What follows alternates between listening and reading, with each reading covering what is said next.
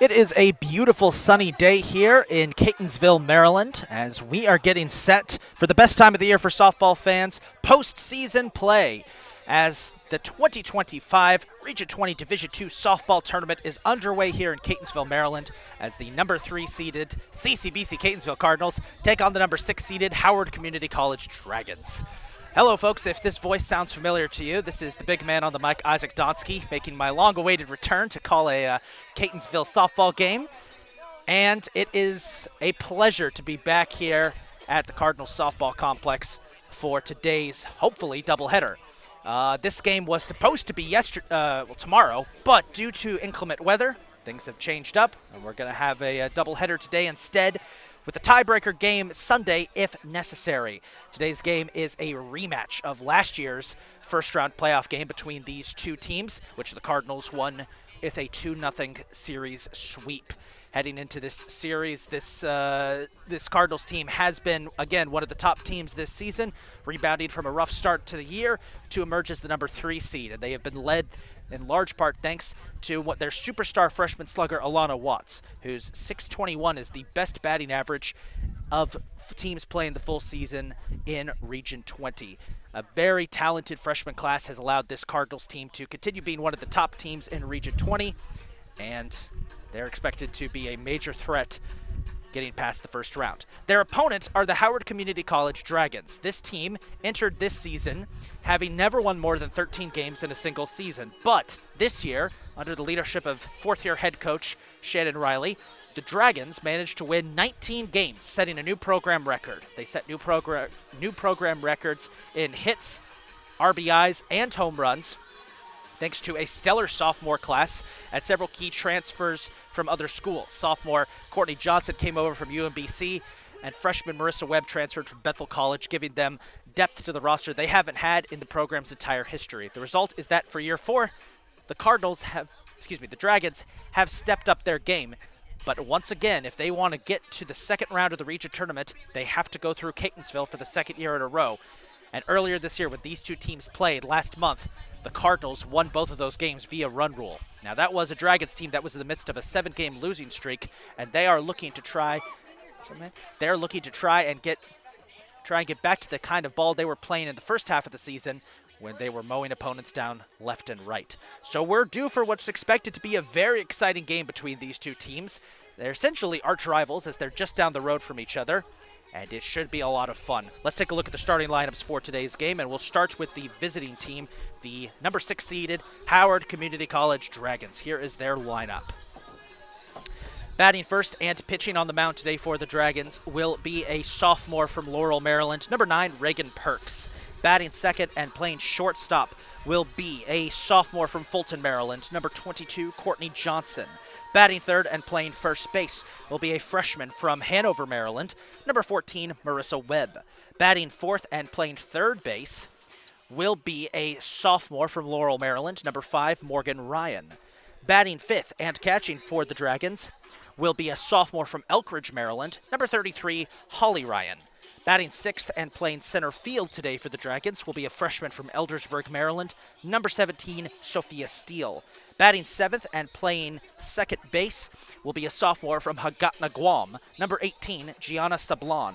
Batting eighth and playing in right field for the Dragons will be a sophomore from Mount Airy, Maryland, number 8, Cassie Litchfield. And batting ninth and playing left field for Howard will be a freshman from Eldersburg, Maryland, will be a sophomore from Columbia, Maryland, number 13, Micah Howell. As always, Howard is led by head coach Shannon Riley and assistant coaches Jillian Calloway, Julia Keffler, Becky Bucher, and Taylor Hall. Now here's the starting lineup for the CCBC Catonsville Cardinals. Batting first and playing center field, a sophomore from Halethorpe, Maryland, number 11, Cassidy Barth. Batting second and playing shortstop, a sophomore from York, Pennsylvania, number 4, Riley Nace. Batting third and playing left field will be a freshman from Pasadena, Maryland, number 1, Alana Watts. Batting fourth and playing first base will be a sophomore from Fairfield, Pennsylvania, number 3, Sarah Devilbus. Batting fifth and playing second base will be a freshman from Kent Island, Maryland, number 12, Ava Blum. Batting sixth and playing third base will be a freshman from Millersville, Maryland, number 21, Kayla Musgrove. Batting 7th and catching for the Cardinals today will be a freshman from Eagleville, Pennsylvania, number 2, Madison Krapewski. Batting 8th and pitching today for the Cardinals will be a freshman from Bartlett, Illinois, number 8, Emily Fagan. And batting 9th and playing right field will be a freshman from Reisterstown, Maryland, number 19, Jordan Cleveland. And as always, the Cardinals are led by head coach Jeff Galbraith and assistant coach Nikki Mante. We'll be right back with the start of today's playoff game as for the second year in a row, the Cardinals take on the Dragons. We'll be right back.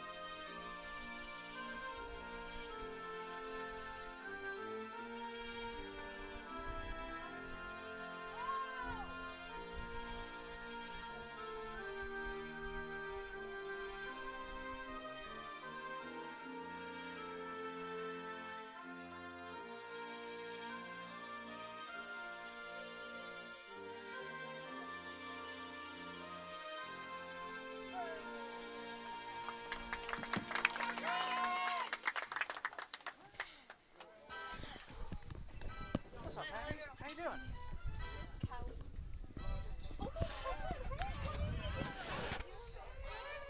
Welcome back, everybody. We're gearing up for game one of our doubleheader here today. Taking the mound for the Cardinals will be Emily Fagan, number 8. Catonsville's ace this season, 17-14 record with a 5.74 ERA. She currently ranks 2nd in total wins and total strikeouts in Region 20, making her one of the top pitchers in the region, and always somebody who is tough to face off against, especially for these Dragons.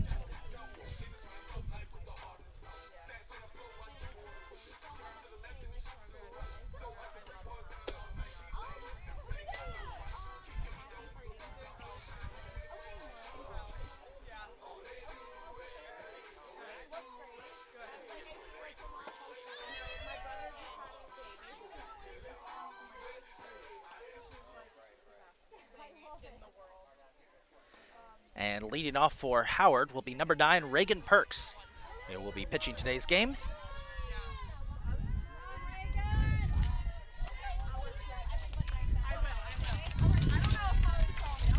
Here we go. Playoff softball is back for the 2nd year in a row. It starts here in Catonsville. First pitch on the way, and is on target for strike 1. Perks, a .357 hitter on the season, has started every game in her Dragon career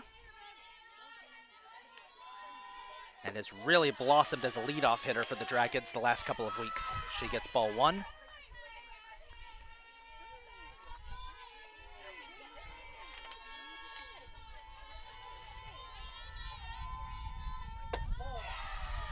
And another quick ball right there.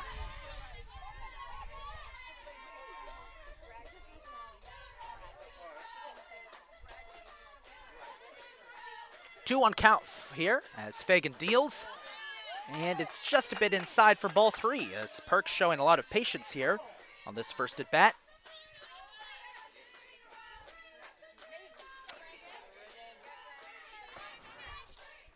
Pitch on the way. Perks golfs that one up and into the glove of the shortstop Riley Nace for the first out. She had to run back for that one. 1 away on the board. Here comes Courtney Johnson. Started the season as the leadoff hitter for the Dragons. Has been moved to the 2-hole later in the year. Transfer from UMBC, the leading hitter for this Dragons squad. 504 on the season, with a team leading 69 hits and 2nd in RBIs with 35. She gets ball 1. And there is a reason she's 2nd, and it's about to come. It's on deck.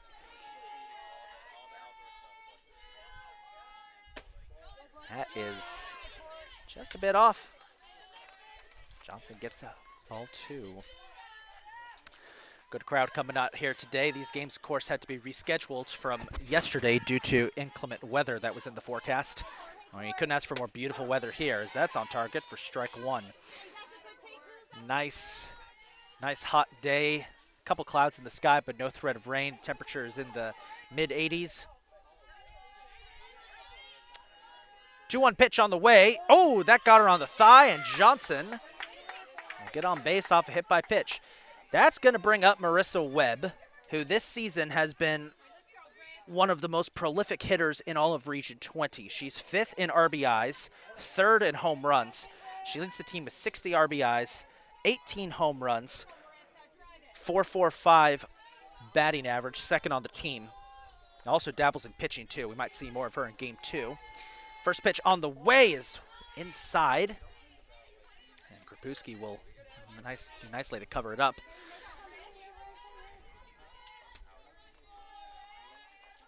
Defensively for the Cardinals behind Fagan, you've got Krapewski behind bat as that one's golfed foul. You've got Musgrove at 3rd, Nace at short. Devilbiss is at 1st. Blum is at 2nd, and in the outfield, it's Watts in left, Barth in center, and Cleveland in right. As that is inside for ball 2. When these two teams played each other back a couple weeks ago, it was a relatively close game early in both games, but Catonsville would pull away, capitalizing on Howard errors. And that was something the Dragons have struggled with all season. That one is launched sky high back into right field, shallower than I thought, and it's picked up by Cleveland for the 2nd out. Call that a warning shot. This will bring up Morgan Ryan, 279 on the season. Playing the cleanup spot here for the Dragons. Ryan's a good utility player. She's bounced around for a lot of positions. Recently has gotten a lot of action at 3rd base. As she gets ball 1.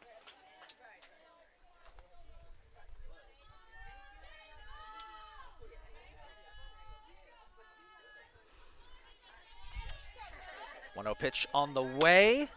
High, and they're going to try and get Johnson out.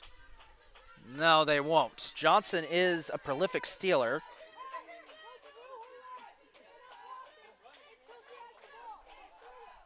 They wanted to get her out as quickly as they could. 14 on the season for the Dragons. Swing and a miss for Ryan. Johnson is tied with Reagan Perks for the most stolen bases on the year. Funny enough, they're both 14 out of 15 stolen on steals. 2-1 pitch. And was inside. Fagan been favoring the inside of the plate there. That's where all of her balls have been called. As it's 3-1. That's on target for strike 2, full count. Dragons down to their last strike.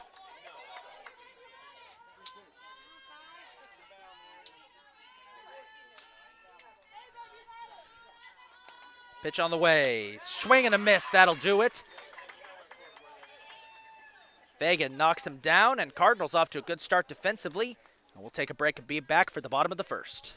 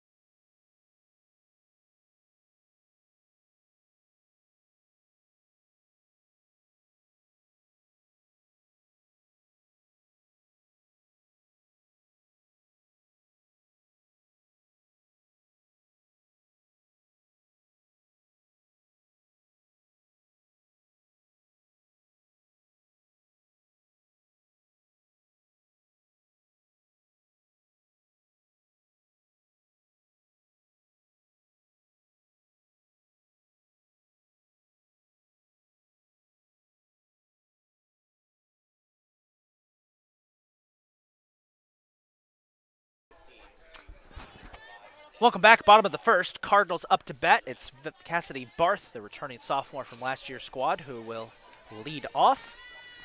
For the Dragons, Reagan Perks getting the start in the outfield. On the mound, excuse me.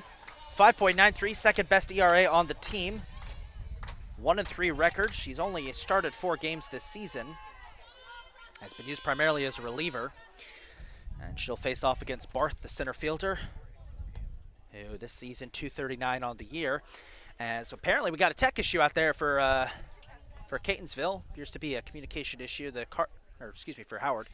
Dragons use digital watches here to communicate which pitches are being thrown to the rest of the players, and it looks like Perks's wasn't working.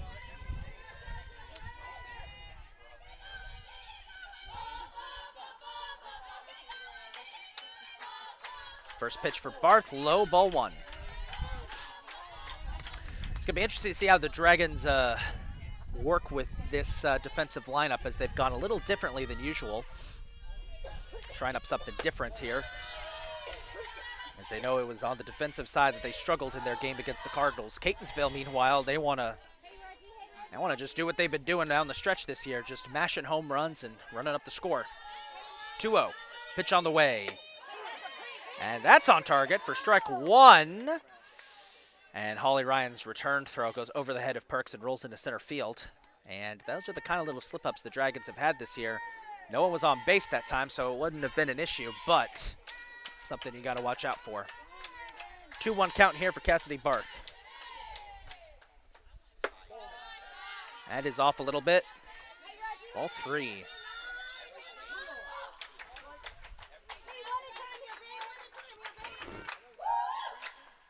Pitch on the way. That time got her looking. Full count on the first at bat of the game here for Cassidy Barth. Pitch swung on and missed, and Perks gets the strikeout.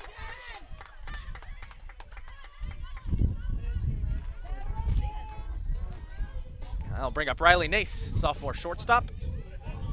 385 on the season. 42 hits, second on the team. 23 RBIs. And we get in the meat of this lineup, we start to get some of the Cardinals' more dangerous power hitters, as that one's outside for ball 1.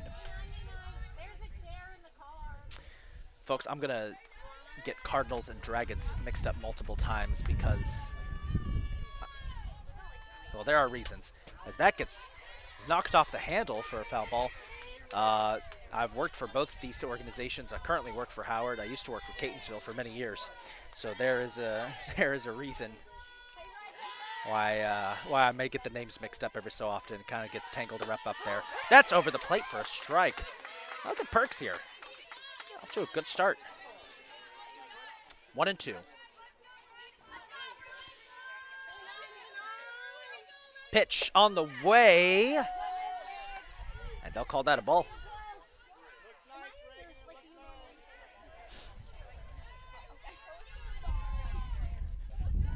Two-two pitch on the way. And it's off for ball 3. So 2 batters in, 2 full counts here for Reagan Perks.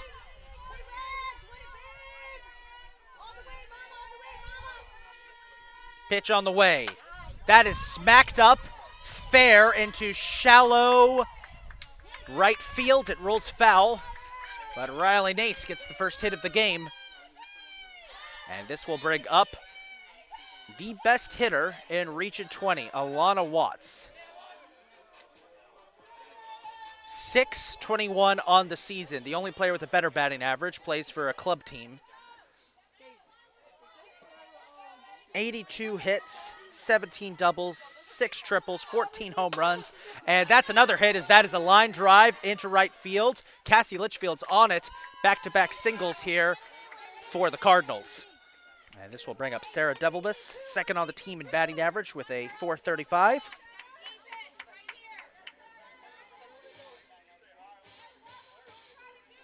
As we're getting into the meat of this lineup, Catonsville is starting to flex their muscle here on the Dragons.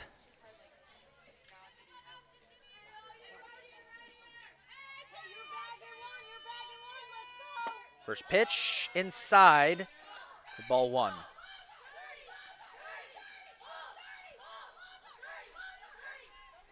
Dragons going with a little different look on defense than usual. We'll talk about that in a second. As the 1-0 pitch on the way, that is swung on and belted back into left field. Micah Howell is there to make the play and get the out. As this will bring up Ava Blum, the second baseman.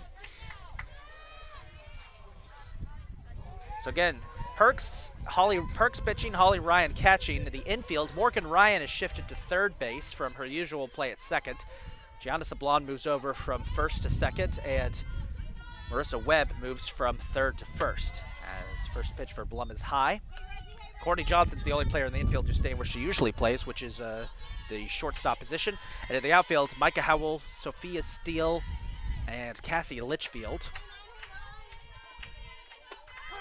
That is on target for strike one.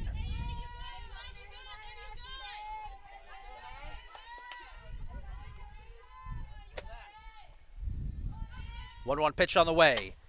Popped up into shallow center. It was an infield fly, and Gianna Sablon's on it. Cardinals get a couple aboard, but Dragons shut them down afterwards.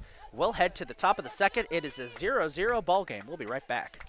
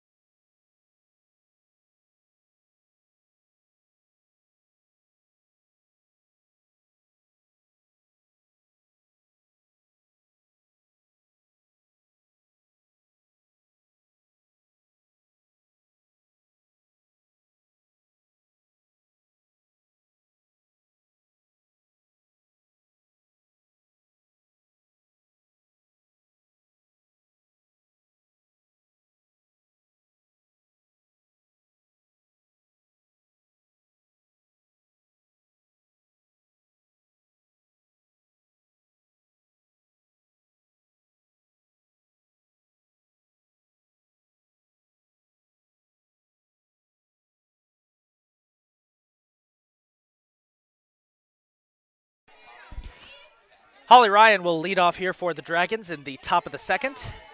The catcher currently this season with a .241 batting average for the team. As she gets ball one. Ryan's one of several returning sophomore players for this Dragon squad that have been impactful this season as she gets strike one.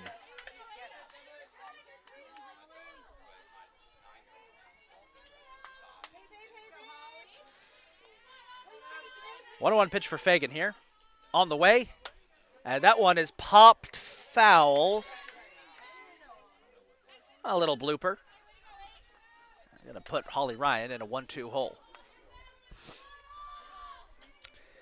The rest of the first round of the Region 20 playoffs kicks off tomorrow, weather permitting. We got some interesting matchups. This is the only game going on right now, as that is sails back into the trees.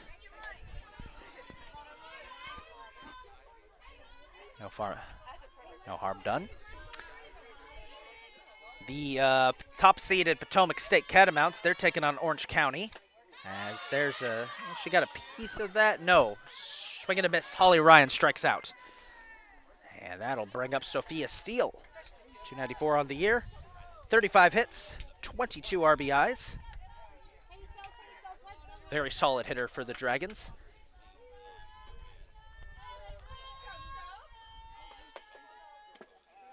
As she gets ball one. Potomac State, the top seed, they are kicking off the tournament tomorrow against Orange County from Region 3. They finished with a record above 500, so they get into the tournament as the 8th seed, as that gets popped back for another foul. Frederick is hosting Cecil College. That should be an interesting matchup. The Seahawks, one of the better teams this season. One of the surprise teams that stuck into the tournament. I think they could be pretty interesting to see what will happen there.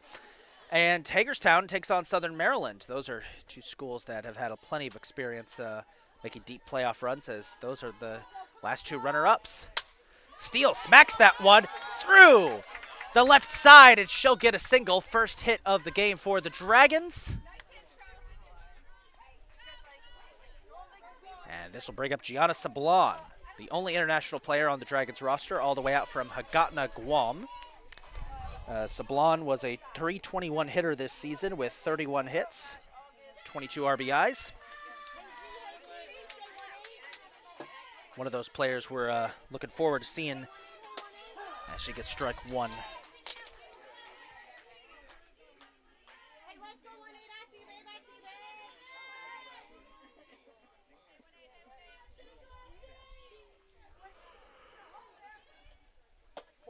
Outside.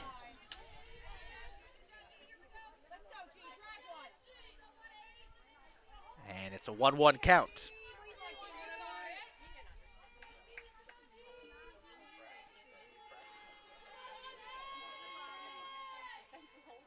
Sablon pops that one up back into shallow center and won't even clear the infield. Riley Nace gets her second put out of the game. And 2 outs aboard for the Dragons. This will bring up Cassie Litchfield, the right fielder. Spent a good chunk of the season as a utility hit player for the Dragons, only fielding, never hitting, but has taken up more hitting duties at this point in the season and is a very gifted bunter. So for Catonsville, that's something you got to watch out for. As she almost got hit by it, got away from the catcher, and Steele will take second. And they're going to try and get her.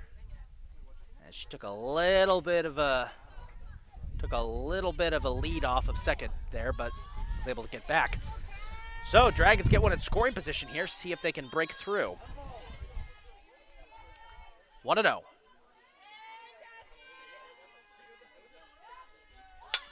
There's a bunt, good bunt. This is going to be close. Litchfield got there. She's safe. And that's what Cassie Litchfield does best.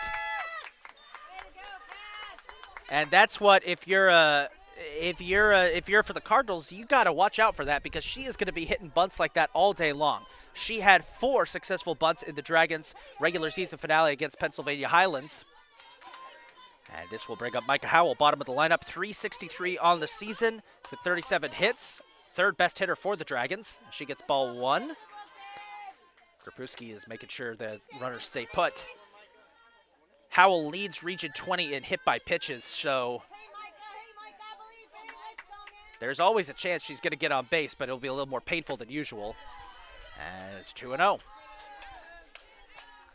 See if Fagan can get out of this jam here, and we're either going to get that last out, or or Howard's going to strike first. Pitch on the way. Inside. And Micah Howell is 1 ball away from an afternoon stroll to first in a bases loaded situation with the top of the lineup coming up. 3-0.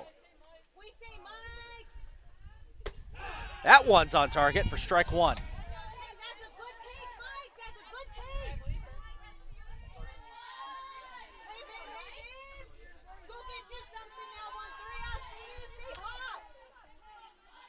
On the way.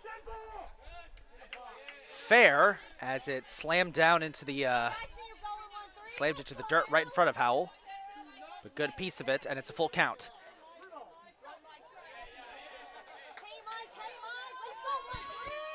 This is playoff softball. This is what we came for. Full count pitch. Fagan deals. And got her looking. Dragons get out of the jam. Excuse me, Cardinals get out of the jam. And we'll head to the bottom of the second. We got a game going on here, folks. This is going to be a good one. We'll be right back.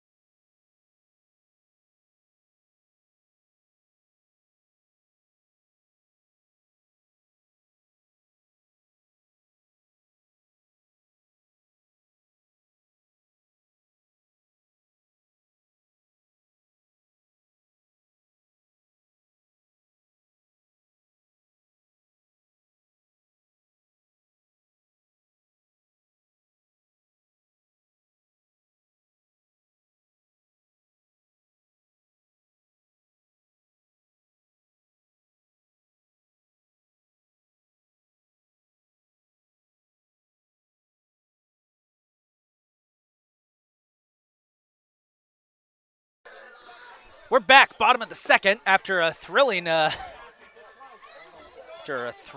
start to after a thrilling top of the second there. Reagan Perks on the mound, and we'll get ball one. As a little bit of a situation, it looks like. I think the umpire asked some members of, I believe, the Catonsville baseball team, as that's popped up into the glove of Gianna Sablon. Apologies, that was Kayla Musgrove up to bat. Gianna Sablon makes that first play. The umpire asked some of the members of Catonsville's baseball team who have come out to support the Cardinals to, I guess, not be so close to the field of play, is my best guess of what it was. Anyway, here's the catcher, Madison Krapewski, who's up next. 3:45 on the year for Krapewski, as she will smack that one foul.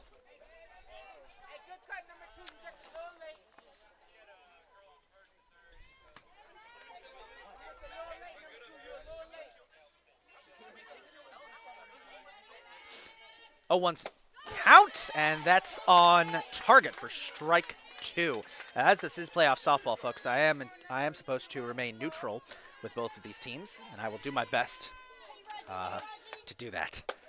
As that's high for ball one. I do apologize if at some points I lose that neutrality. I'm going to try my best because we're trying to stay professional here. 1-2 count. That is cracked up into the glove of Cassie Litchfield in right field. So 2 up, 2 down. Dragons defense doing a good job here. This will bring up number 8, Emily Fagan, the pitcher. 310 on the season. Solid batting average for a pitcher. Fagan with 27 hits, 22 RBIs. This Catonsville team is not lacking for firepower, as pretty much their entire lineup can mash. As there's strike one from Perks.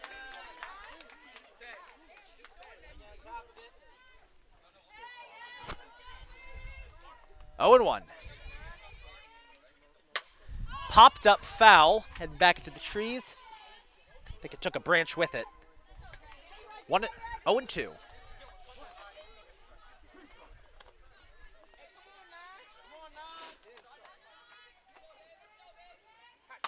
Popped up into the glove of Johnson, and it just 5 pitches. Reagan Perks retires the side. How about that from the Dragons? We head to the third. It's still 0-0.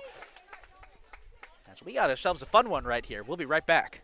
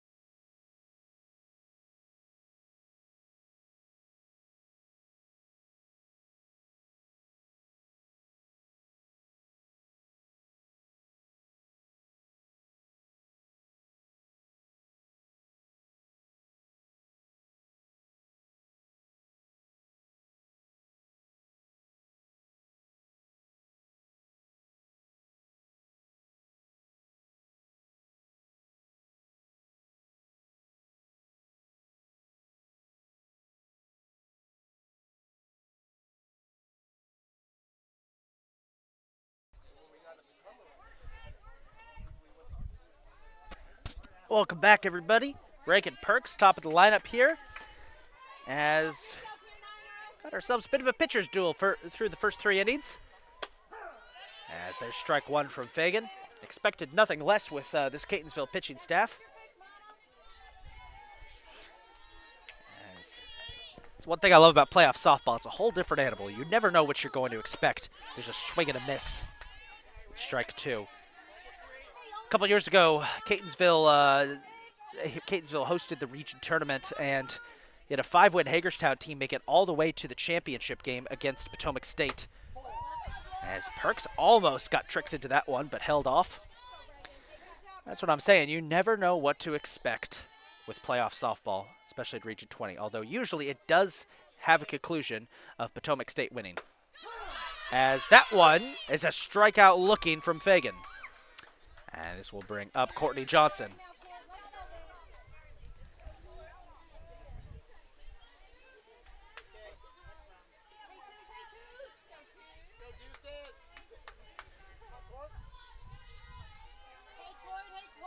Johnson, I mentioned it, the pregame was a transfer from, and that's going to be 2 hit by pitches for Courtney Johnson to get her aboard. That one got her on the shoe. And this will bring up Marissa Webb. Over at Howard, we have a saying whenever Marissa Webb's up to bat, it's kind of like the Aaron Judge effect you get with the Yankees are playing, because she's so much taller than everybody else. As the umpires having a discussion here, I think they're asking if Johnson's hit by pitch counts here. I think they're going to go with it. I think it got her on the ankle. I think that's what they were trying to say. I think the argument here was that it was in the dirt before it hit her. It was close, but I want to say that they got the right call there because it did look like it hit the dirt at the same time that it hit her. So that would be a hit by pitch, I believe. Here's Webb, who cracks that one foul and almost cleared the fence. A couple warning shots from Marissa Webb here in her first 2 at-bats. Webb, I mentioned earlier, 5th in home runs in Region 20 with 16. She has been just such a danger to pitch around all season long. As she gets ball 1, that got away from the catcher. Johnson takes off to try and steal, and will. It rolls into center field. It's a good steal from Courtney Johnson. Puts a runner in scoring position here for the Dragons. A couple games ago against Pennsylvania Highlands, Webb had quite possibly the greatest stat line I've ever seen from any softball player ever. She went 4 for 4 on plate appearances with 4 doubles. Never seen that before. And I think that's something you'll never see again.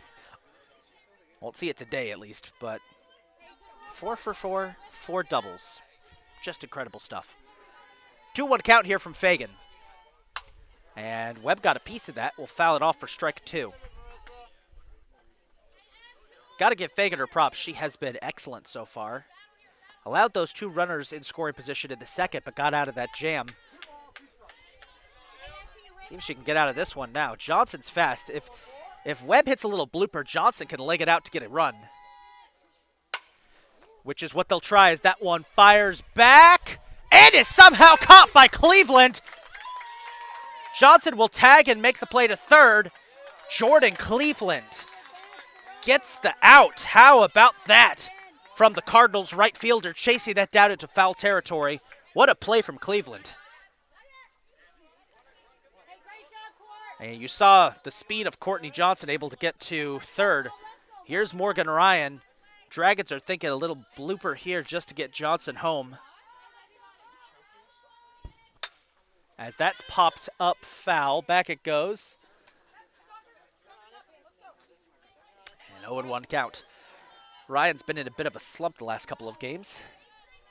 Trying to break out of that. She was doing a really excellent job through the first half of the season, getting good hits, but there's ball 1. But the last 4 games have not gone great for the third baseman, so she's trying to change that.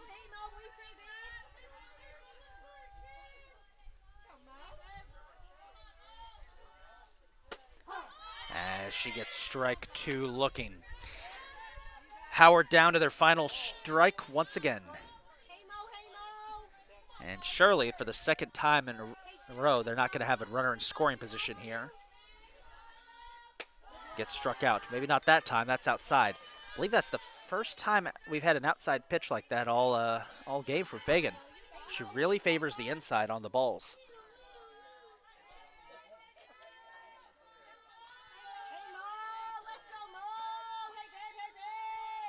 Pitch on the way. Swing and a miss. Drop third strike, so they'll get the play.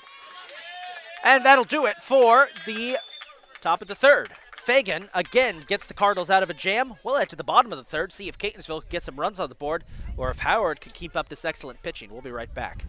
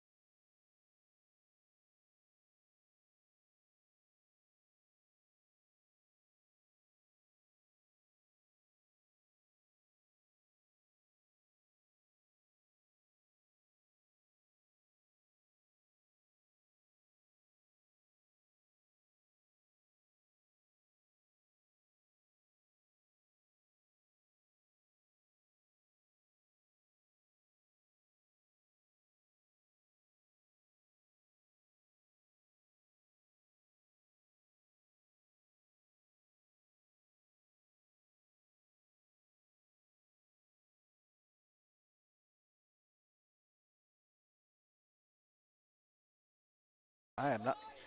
Welcome back. Bottom of the third, bottom of the lineup. Jordan Cleveland, who made that excellent catch in the top of the third, will lead off this inning.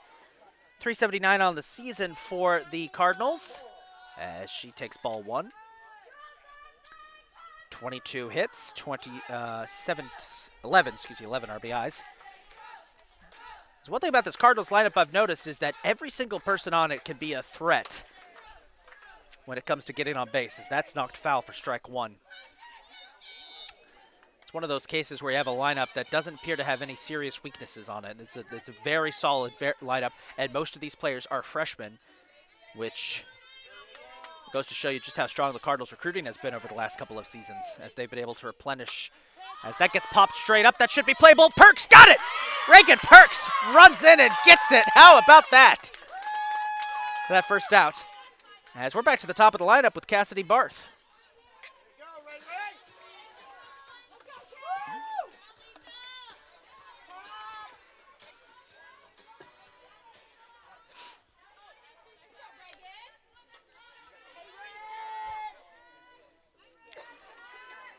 First pitch on the way.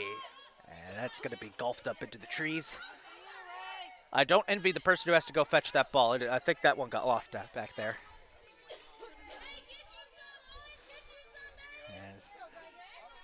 Let's see who's going to go get it.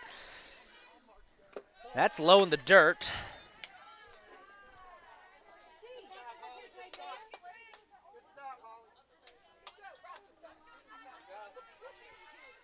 One and one. On the way. Oh, that was inside. Almost got her.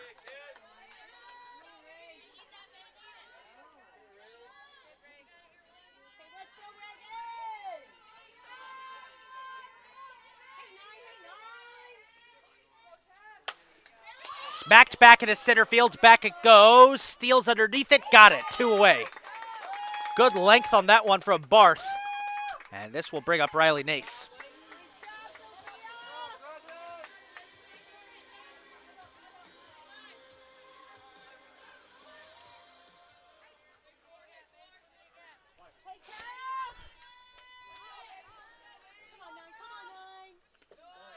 Low pitch, ball one. As Perks looks towards the dugout, kind of giving a, yeah, I know that was my fault. As it's a 1-0 count.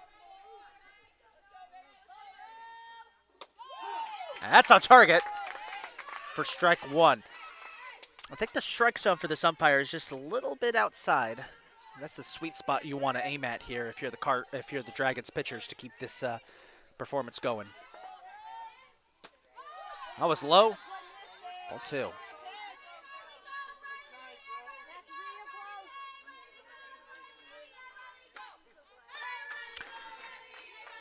Really want to get this last out here because you got a lot of Watts on deck.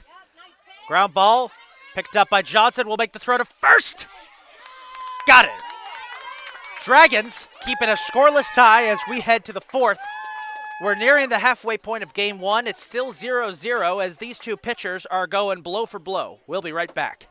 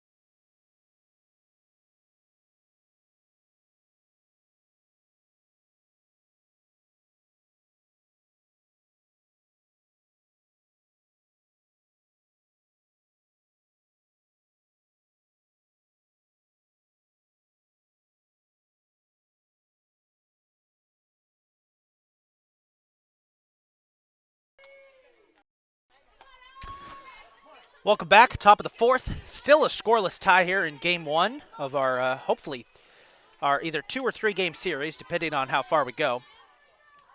And it's Holly Ryan leading off for the Dragons, and she gets ball 1. Pitcher's duel, classic pitcher's duel between Emily Fagan and Reagan Perks. Both teams with 2 hits each, no errors, as everybody has played it pretty solid so far. And there's strike 1. Now the question is, who's going to break through and get that first big out of the game, big play of the game. I mean, been playing on defense, but still waiting for that first big offensive play of the game.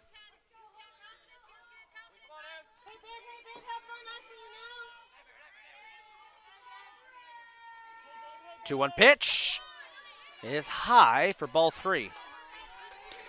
Neither pitcher has given up a walk so far in this game.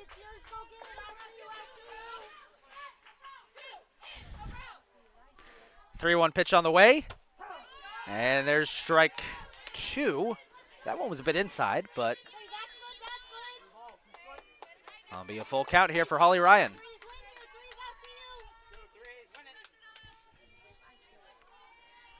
Pitch on the way.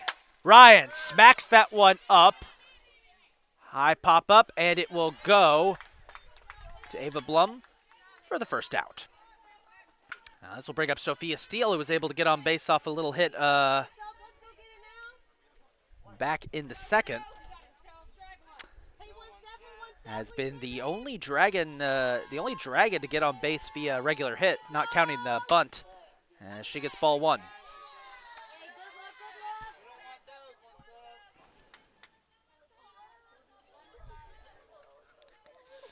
1-0. Swing and a miss. Strike 1.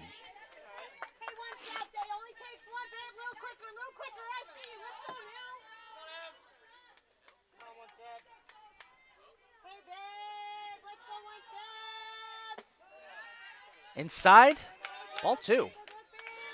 Fagan really favoring the inside here on these pitches. And she gets the pitch call from... That's popped foul. And will land just beyond the fence for strike 2.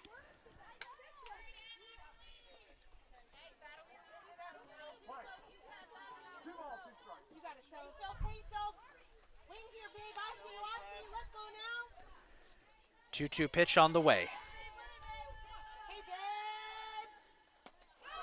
That got away. Drop third strike. Won't get there in time.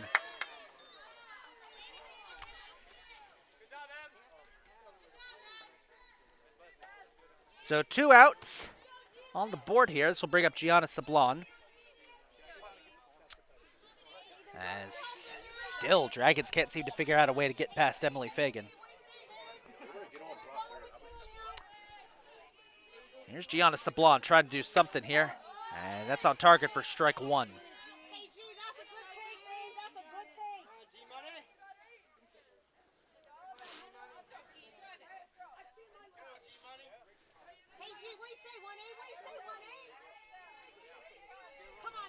One 0 pitch on the way. Outside for ball 2. 1-1.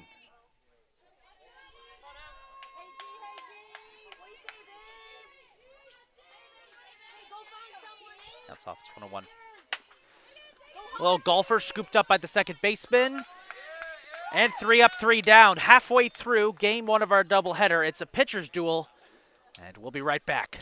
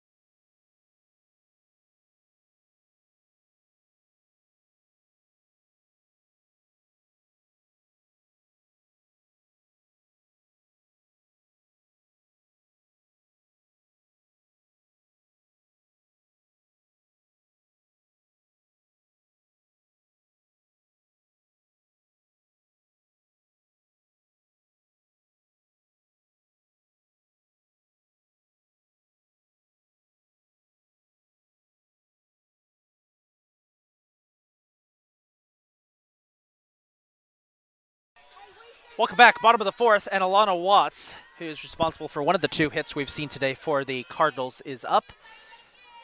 As we've got a good old-fashioned pitcher's duel up here. Reagan Perks, first pitch, swinging, and that goes into right field. And Alana Watts is proving to be the one batter today that can really break through either pitcher as she smacks her second hit of the game into right field.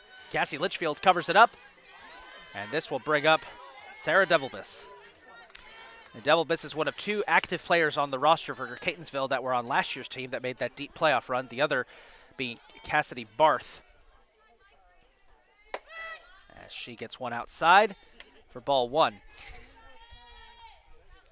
There is another player on the roster for the Cardinals that was on last year's team. That was Laura Edquist, but she's out for the season after having back surgery. So for her, she'll return next year. Ground ball, and that goes up into left field, and that's two aboard for the Cardinals. So Catonsville finally started to get something here as they'll bring up Ava Blum.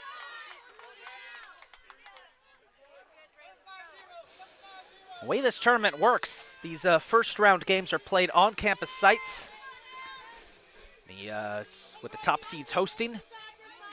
It's a best of 3 series. You win 2 games, it's done. But if it gets split on the first day, as that gets right back to the pitcher, and they'll make the throw to third. Ryan dropped it. As Watts a little slow to get up there. I think they want a question about that. Perks was trying to make the throw to first.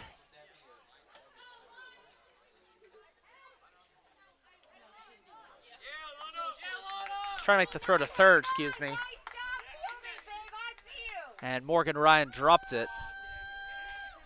Bases are loaded now for the Cardinals. Assistant coach Jillian Calloway talking things over with the umpire, trying to understand the call there. As the Dragons infield comes up.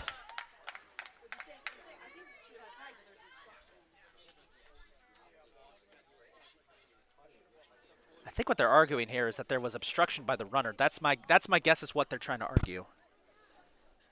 To me, it looked like it was just a drop by Morgan Ryan. We'll see what the call is going to be here.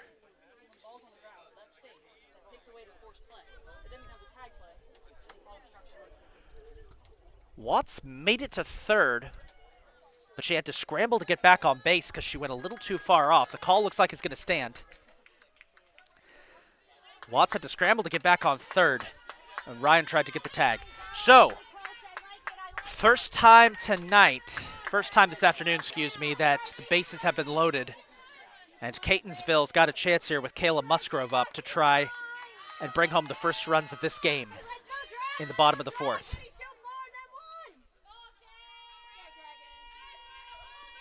Pitch on the way, on target for strike one.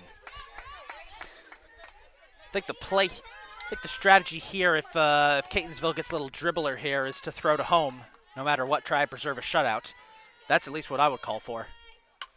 That gets fouled back right at us for strike two. That's something I did not miss after moving to Howard, was having foul balls getting fired back right at you. 0-2.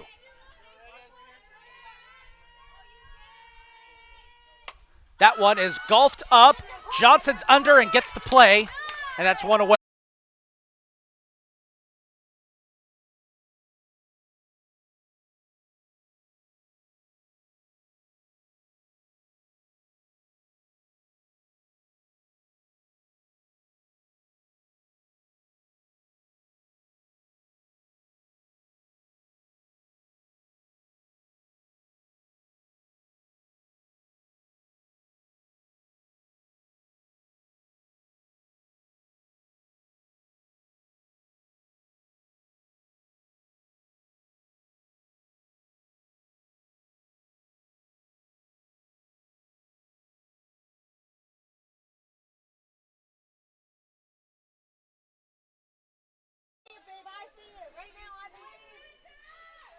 An 0-2 count here for Micah Howell.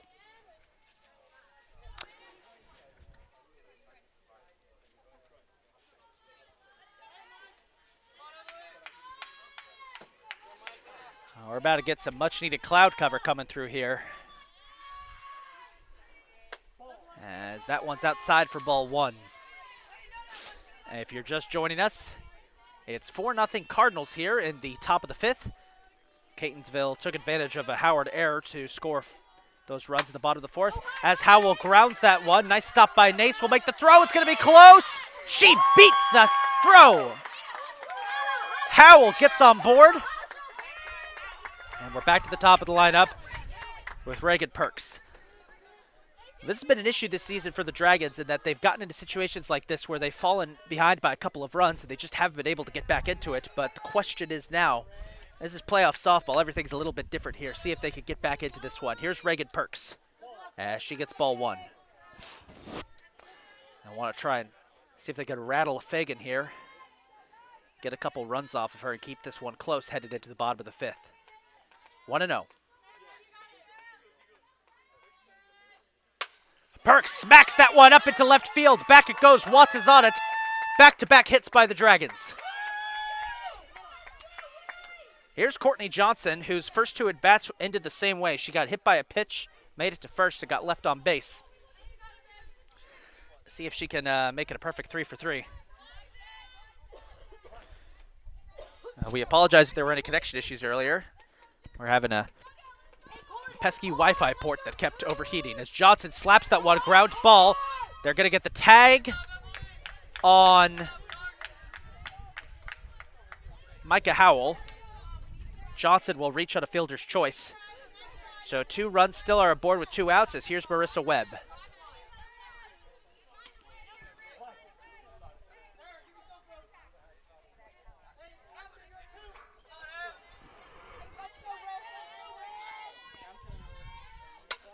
That's popped straight up, heads up.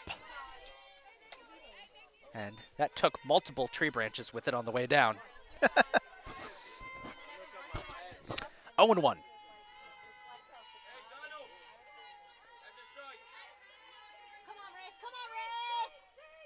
Low pitch. Runners taking a little bit of a lead here. And a big hit from Webb. That's what they're expecting. Pitch on the way. High, ball 2.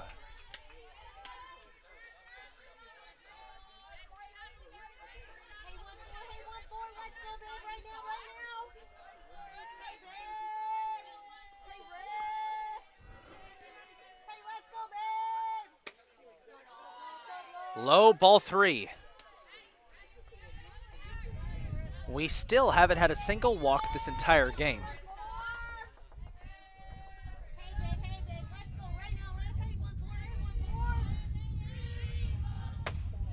And that ends there. Base is loaded. First walk of the game. And it'll bring up Morgan Ryan with 2 outs.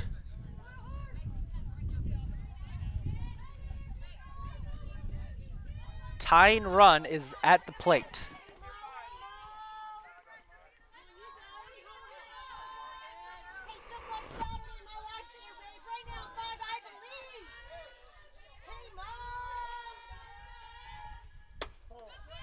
Ball 1.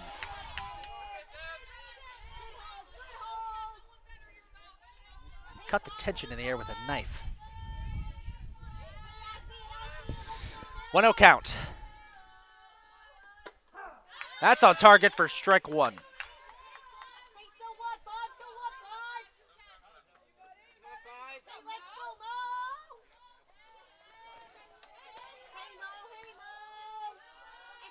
One pitch. A foul had some fire to it. Slams off the boards for strike 2. And with 3 runners in scoring position here, Dragons are down to their final strike.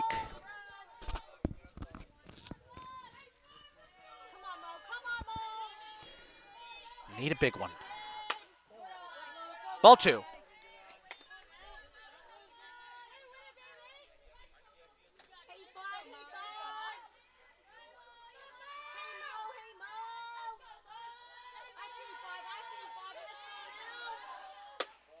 High. Ball 3. Bases are loaded.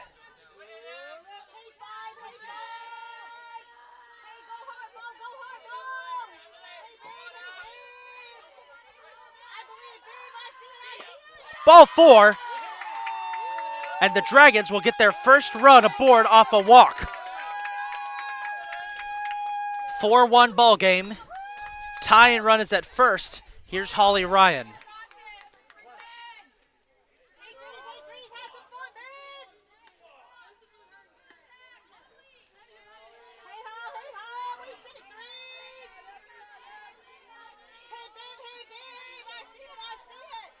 First pitch for Ryan. Ryan golfs that one up. It is into shallow right field. Johnson will score.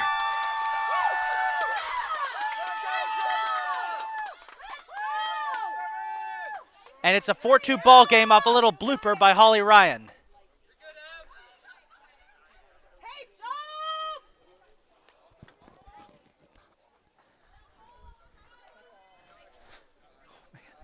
You know I saw that, right?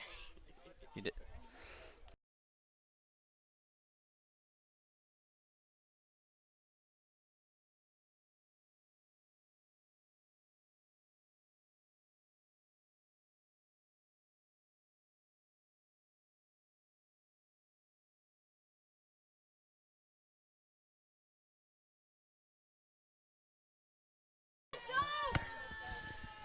Sophia Steele up next, gets a piece of that one and fouls it off. As we have glorious cloud cover coming on. It has been it's that early summer heat coming in. It's just making it rough out here. 4-2 is the score. Dragons starting to chip away at this one. Steele gets a high pitch.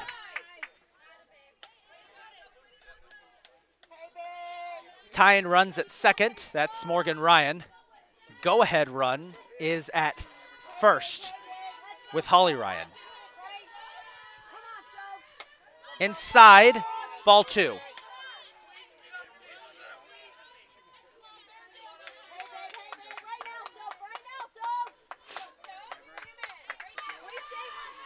Two 1 count. Steele swings, misses. And once again, Howard's down to their final strike. Can Fagan fight back into this? Get Catonsville out of this jam without surrendering any more runs? Here's the payoff. We'll have to wait a little bit for that. Ball 3. Full count once again.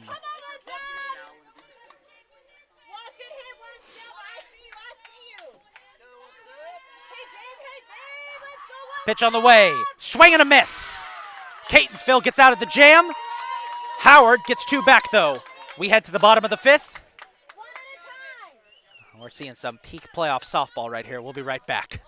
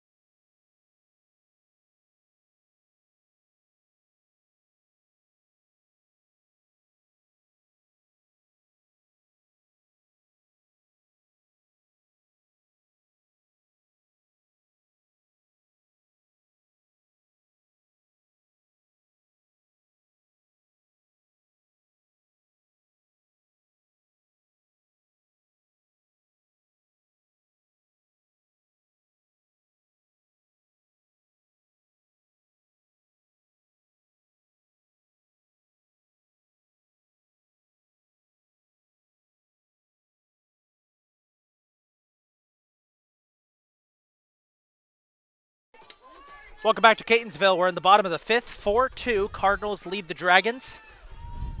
As Riley Nace will lead off this inning.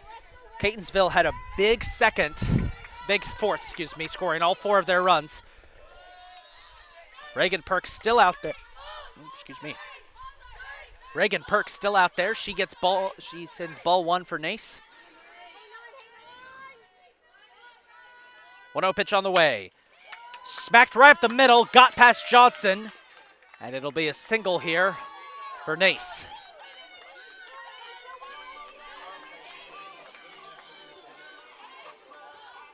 And this will bring up Alana Watts.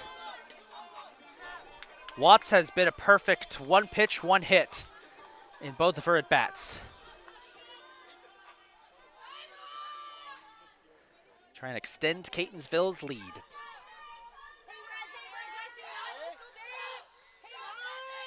Outside, ball one.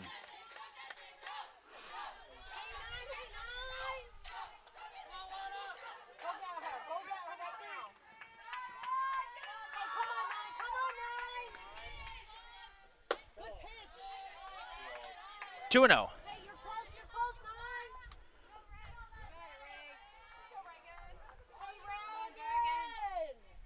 The sun's coming back up here. We enjoyed that cloud cover while we did. High pitch, ball three. It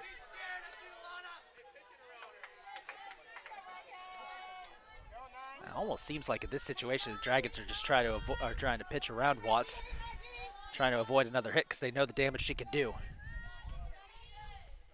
3-0 pitch, inside, ball four. Watts will walk, Nace will take second.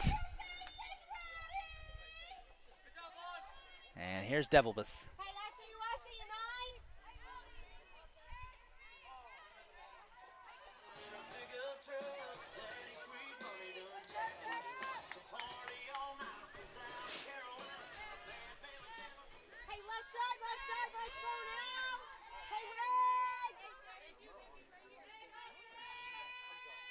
First pitch, ground ball. Johnson covers, will get one, going for two. Double play, Dragons. Johnson with the out at second, gets Devilbus at first. Marissa Webb had to do the splits to get the out, but they got it.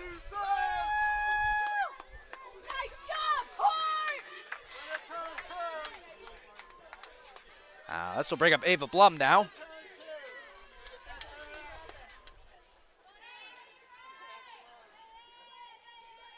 Good play there by Howard. Here's Perks, will deal. Inside, ball one.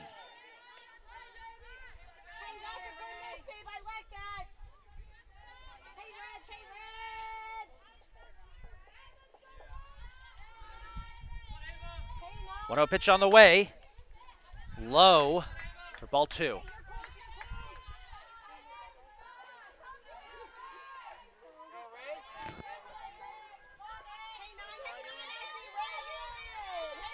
Two 0. Make that 3-0.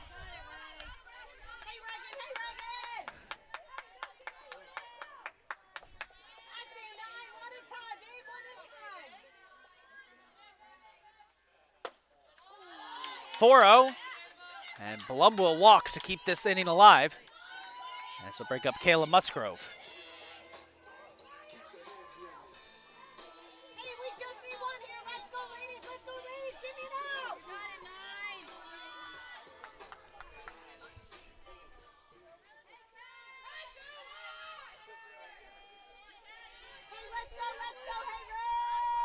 Park's first pitch, Musgrove smacks it up into left field. That'll bring home Nace, and Catonsville adds another run. 5-2 Cardinals.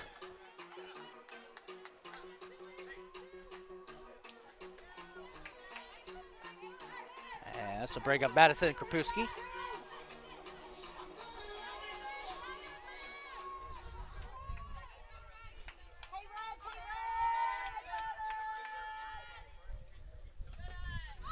She gets ball one. Runners were way off base, but not enough time to make the throw.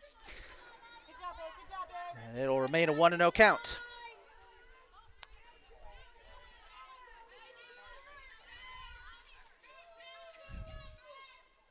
Pitch on the way. And low again. And Perks has been having trouble this inning, keeping it out of the dirt.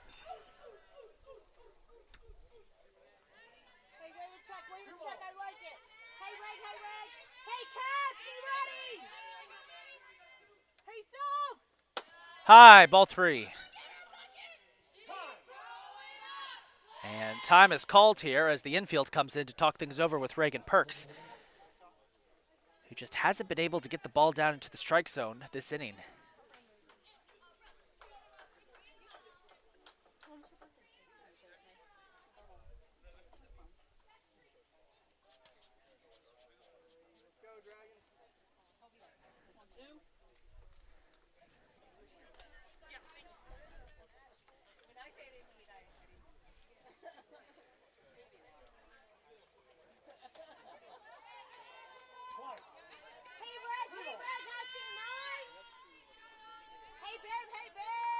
So a quick discussion here. Here's Krapewski. Gets ball 4. Bases are loaded once again.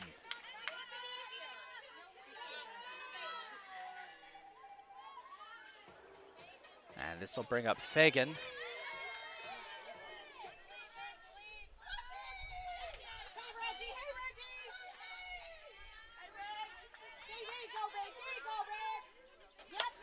Popped up. Sablon is underneath it. Oh, it got away from her and a run will score. Blum will score. Sablon couldn't get under the ball in time.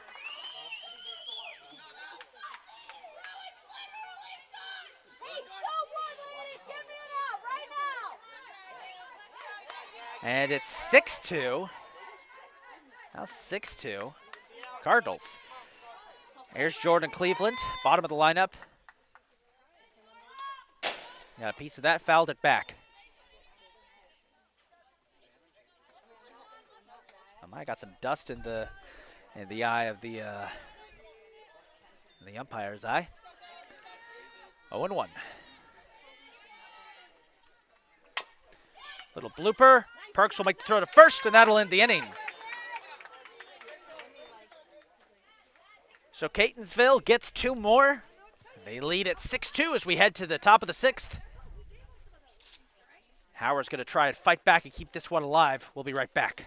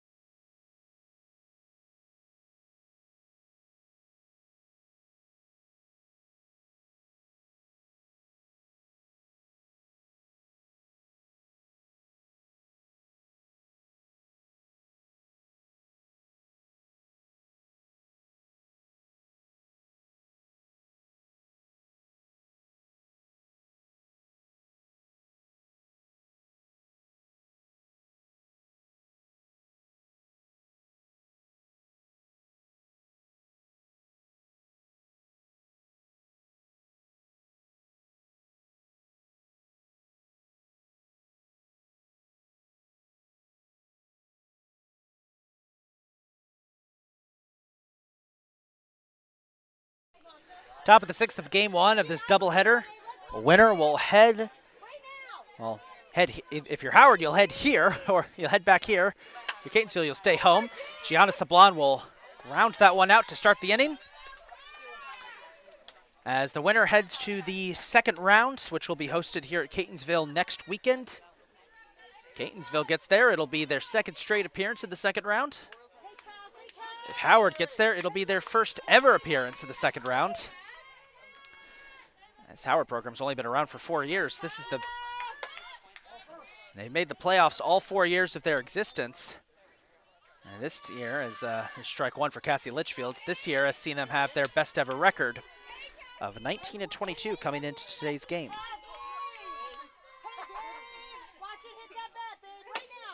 Strike 2 for Litchfield.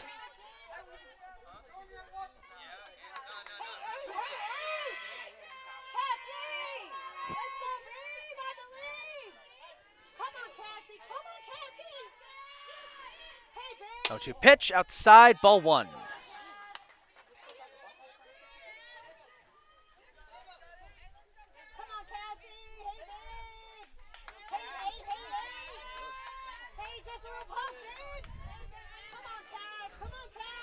1-2 on the way. That one arced a little too soon for Fagan. 2-2.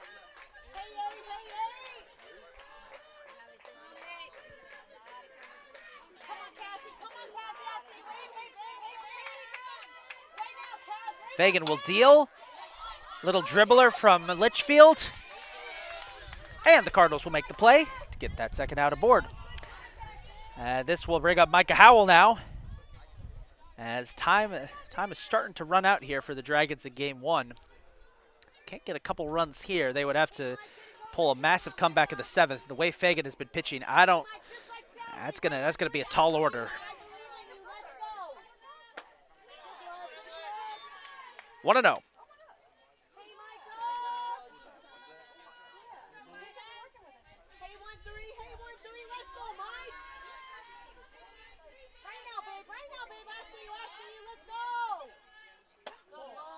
Inside, ball 2. Dragons were able to get a couple walks off of Fagan back in the fifth. Taking advantage of her favoring the inside of the pitch. That's high for ball 3. And it's 3-0.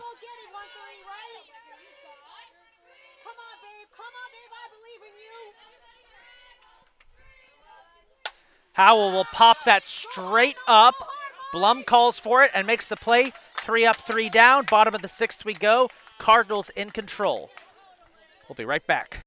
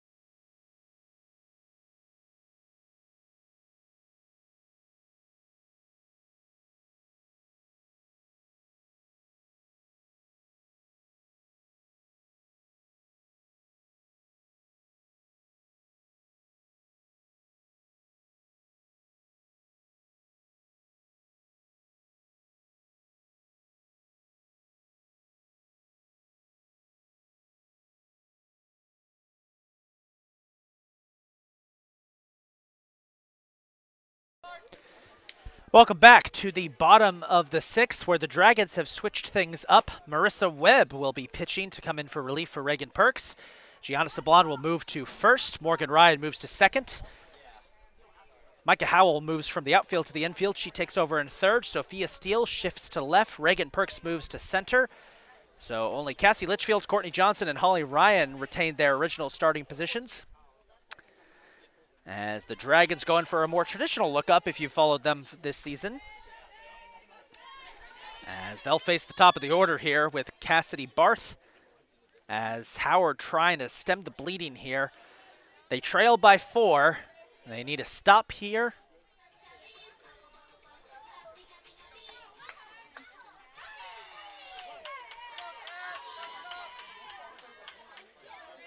Need a stop here, and they have 4 runs, I think, in the 7th to get back into this one. First pitch from Webb is a hit by pitch.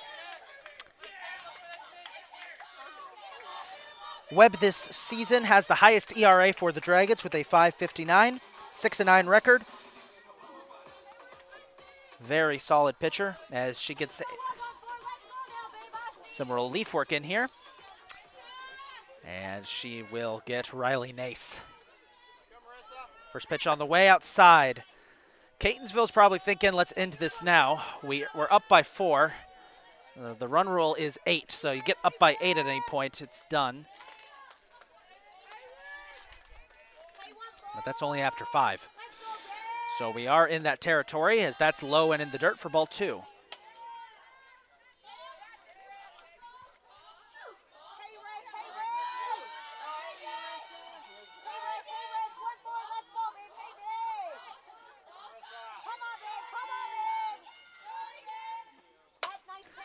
That one is popped up and will land fair down the right field line. Litchfield covers it up. 2 aboard.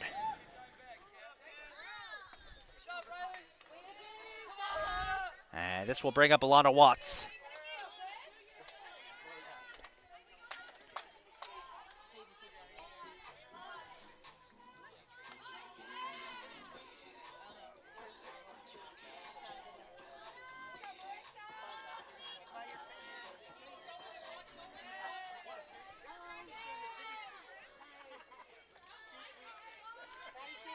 First pitch is low and in the dirt. Ball 1.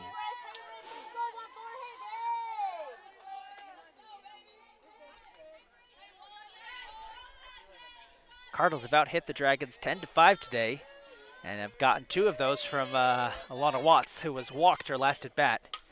She got a piece of that, fouled it off. That was a double, hit both sides of the fence. 1-1.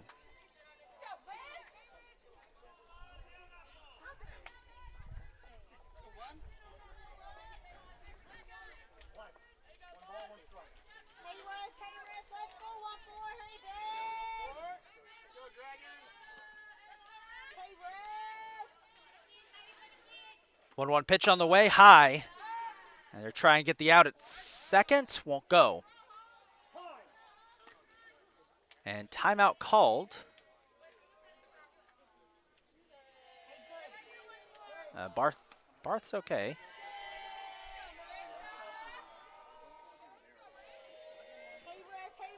It's up there because Barth was a little slow to get up, but she's okay. 2-1 pitch.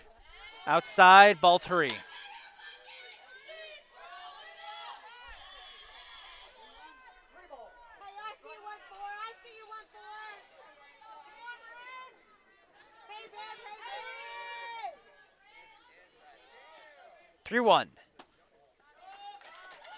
Inside, bases are loaded. The 3rd straight inning, we've had a bases loaded situation for the Dragons.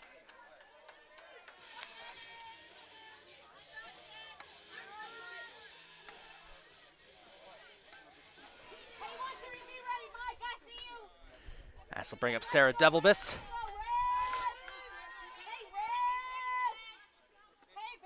And she gets low pitch, ball 1.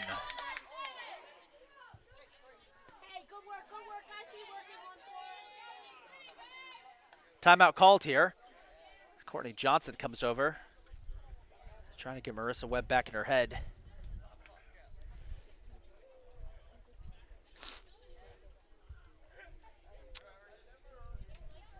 These 2 teams played last year in the first round. Game 1 was a Cardinals blowout win. Game 2 came down to the wire, a 9-7 victory for Catonsville. They would get the sweep.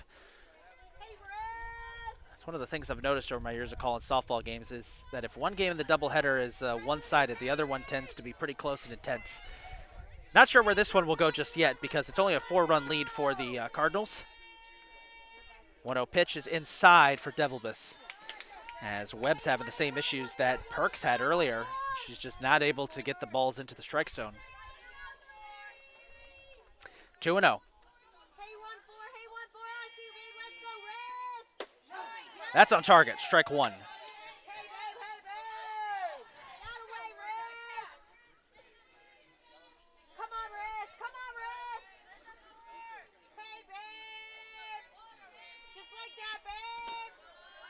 Inside, ball 3.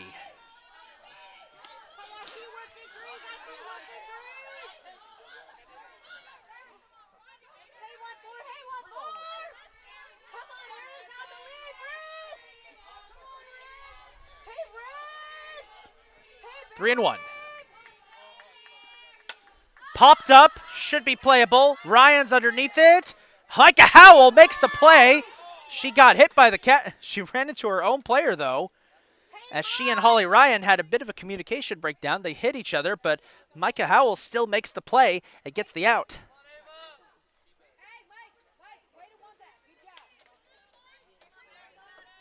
This will bring up Ava Blum.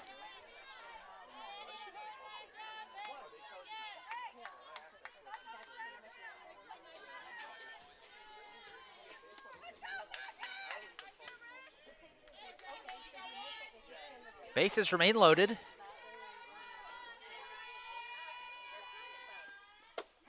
That's on target, strike one. And timeout called here by Cardinals coach Jeff Galbraith.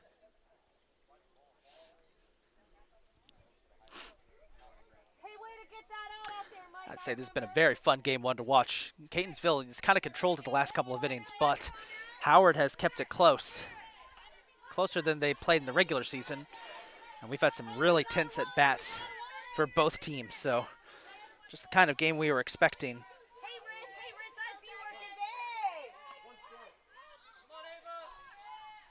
0-1 for Ava Blum.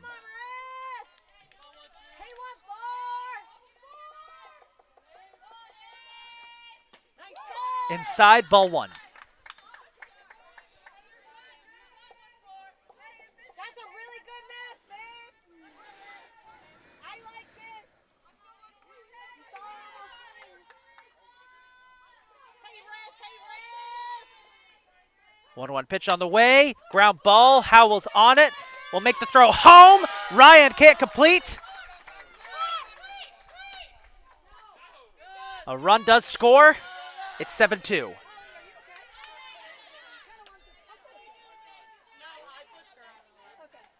Ryan and Barth kind of ran into each other there.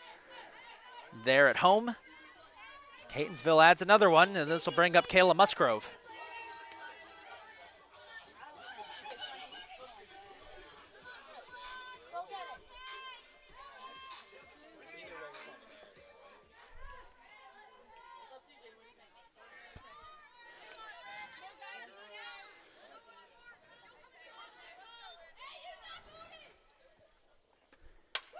That is popped up into left center, shallow left center. No one was there to cover it. Run's coming home, and another run will score. Nace scores as Musgrove gets the RBI, and it's 8-2 Cardinals.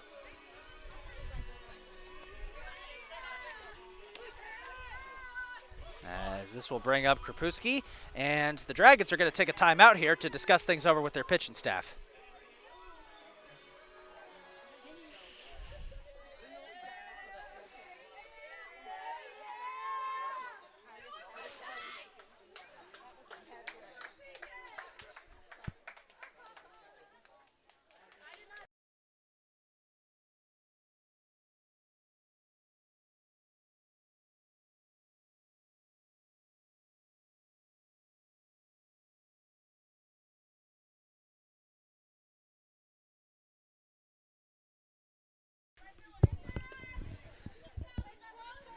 Quick discussion there by the Dragons. And I'll set things up here for Madison Krapewski. They got a piece of that one, fouled it back. Cardinals lead at 8-2. Trying to get their third straight. Trying to get their third straight first round playoff victory, as they won both their games against Howard last year. And that is just a bit off for ball one. Winner of this game, realistically, I think, would probably play the College of Southern Maryland in the next round. I'll have to double check how the bracket works. That's fouled off.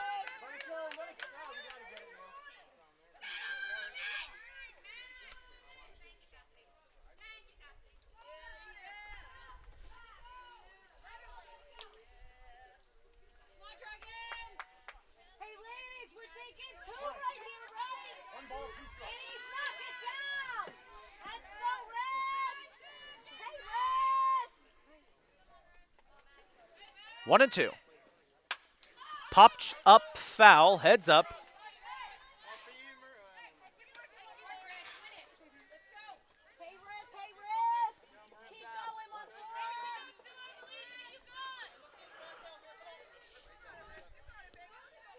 One and two.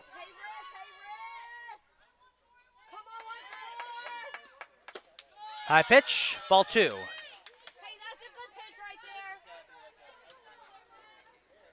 Catonsville gets two more runs, that would put an end to this one early. As we are past the 5th inning, so we would be past the mercy rule. And they lead by 6. Kaprisky fouls that one off.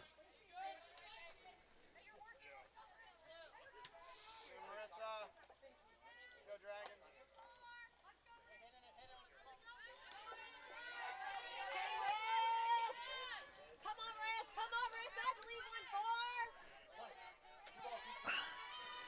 1-4. 2-2. High pitch, ball 3, and it's a full count. Winning runs at second.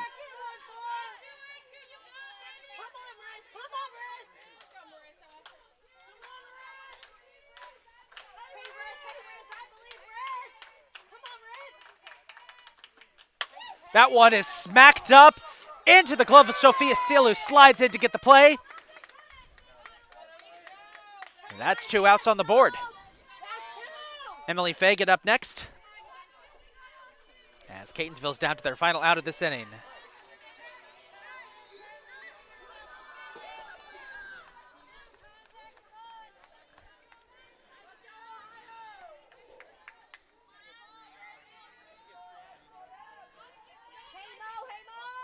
First pitch on the way. That was down the middle. They're going to call ball 1.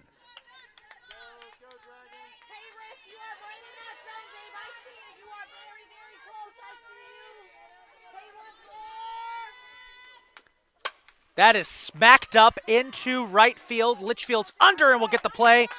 And we will head to the 7th inning. Dragons need 6 runs to get back into this one. Catonsville just needs 3 outs to lock up a Game 1 victory. We'll be right back.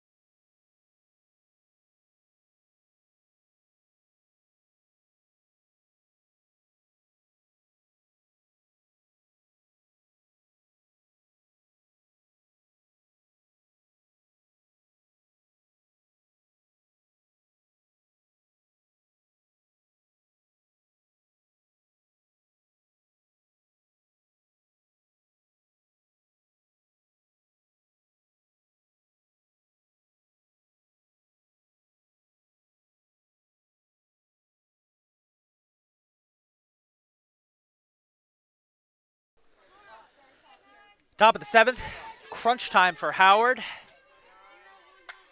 They need 6 runs to keep this one going. Catonsville just needs to shut them out.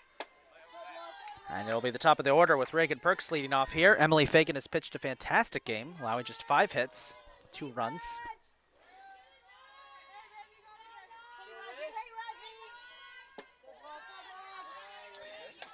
And it's a 2-0 count here for Reagan Perks.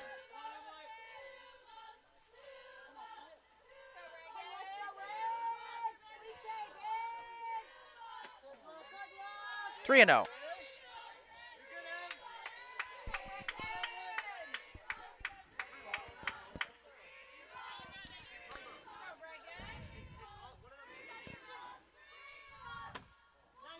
And that'll be a 4-0 count there. Reagan Perks will walk. Good start for Howard. I'll bring up Courtney Johnson.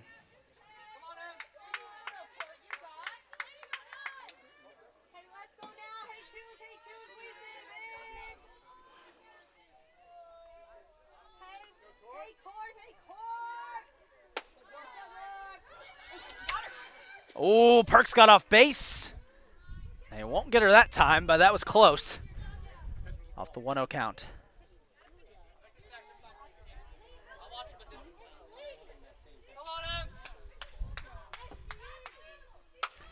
That one is smacked foul, heads up, and shout out to the fan who just caught that. Didn't even have to send a runner after that. He just tossed it back over the fence.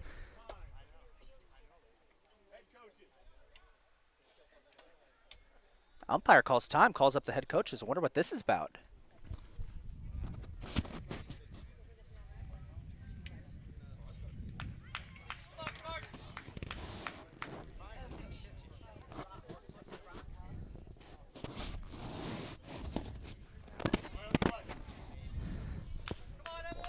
What was that about?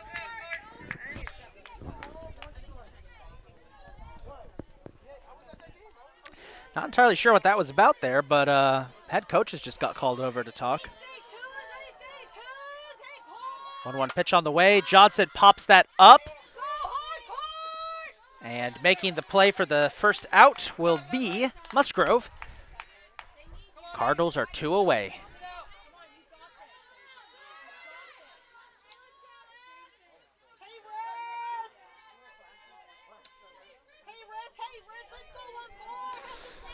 Well, here's Marissa Webb trying to extend this game to another half inning.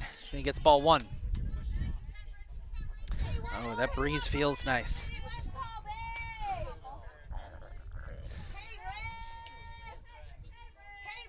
1-0. And that one is smacked back. Watson gets past her glove. Perks is going to try and leg it out to home. She will. Marissa Webb with an RBI double. Gets one back for the Dragons.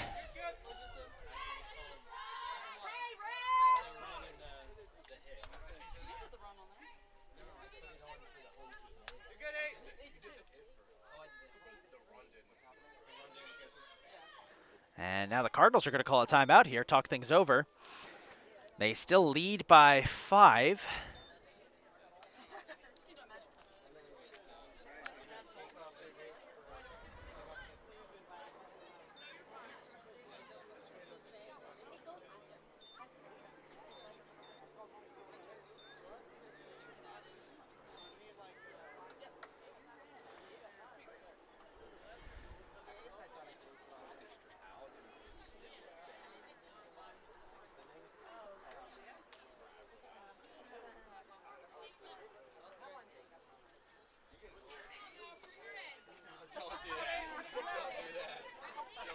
So after a quick mound discussion there, probably to calm Emily Fagan's nerves, brings up Morgan Ryan, 1 out.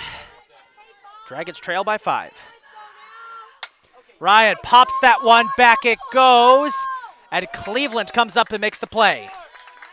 Got the out, 1 away for the Cardinals to get a win in game 1.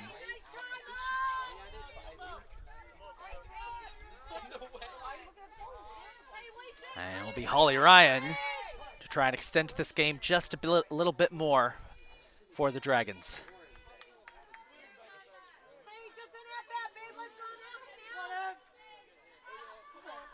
Ryan will pop that foul, and it will land behind the Cardinals' dugout for strike 1.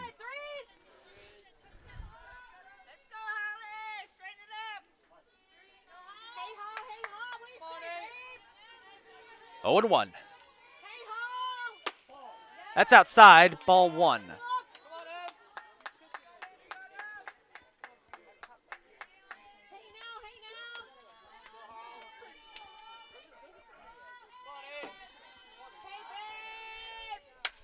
Popped up, back, heads up.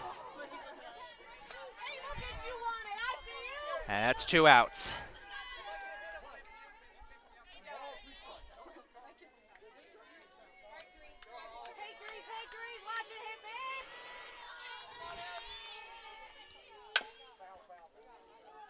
I got a piece of that one, grounds it foul.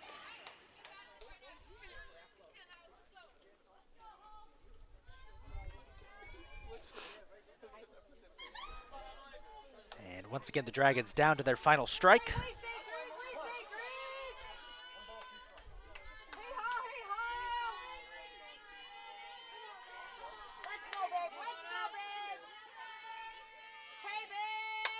Ryan smacks that one foul down the left field line. Ryan keeping this one alive as long as she can. Find one you like here, threes. Find one you like here, threes.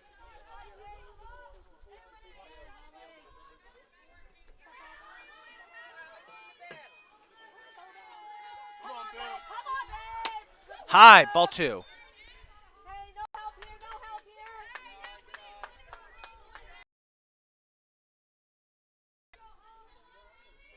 Hey, kid, I see threes.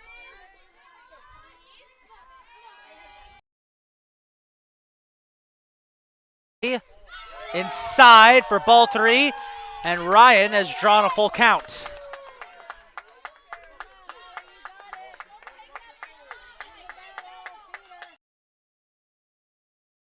3-2 pitch on the way here from Fagan. Oh, fouled it off of her own helmet. What's your dog's name?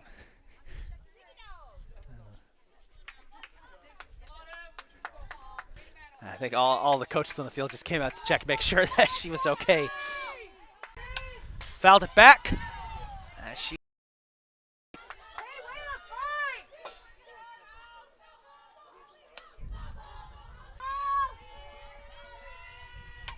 fouled it back again, and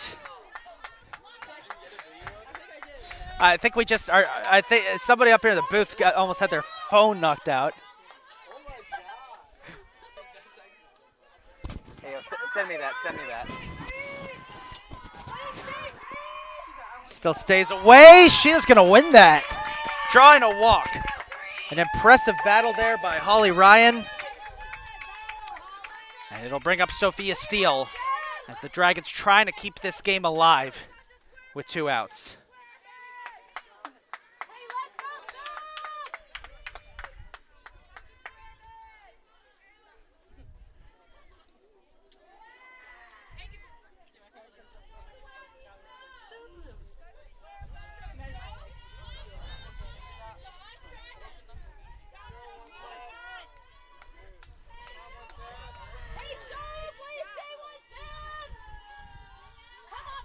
Pitch golfed up over the head of the shortstop Nace. Webb's going to come home and score.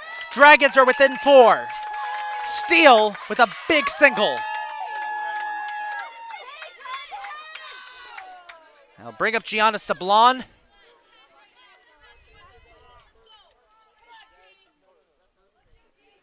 As Catonsville's going to talk things over again.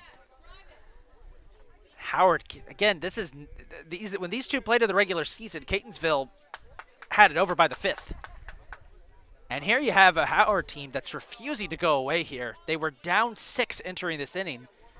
They've cut it to 4 with 2 outs. They're playing with fire.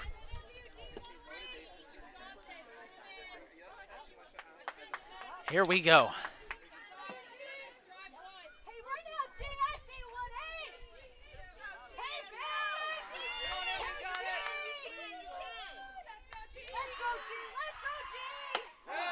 It's on target, strike 1.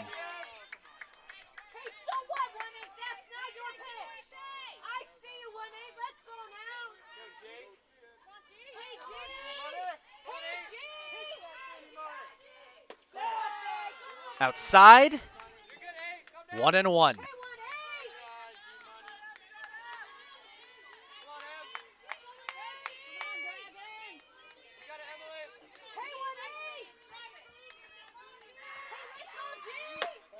That was outside too.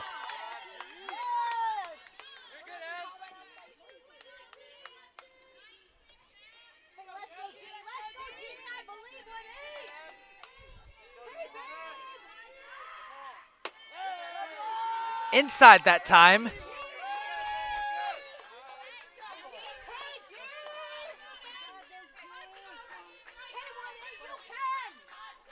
And Sablon has managed to draw a 3-1 count.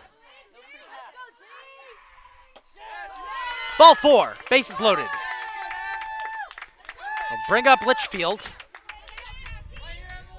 Something to note, Dragons have a habit of doing this, at least during the halfway point of the season, where they would get into a situation with 2 outs and proceed to just drop a ton of runs out of nowhere while having 2 outs on the board.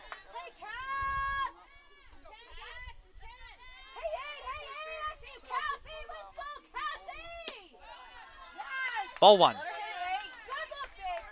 Good look, babe. Number 8 versus number 8. Here we go. Hey, babe, I believe in you. Let's go, hey. Hey, Cass.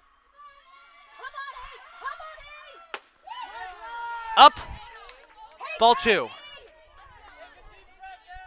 Cass. Hey, let's go, Cass. Hey, Cass. Come on, Cassie. That's on target for strike 1. Hey, go, Cass.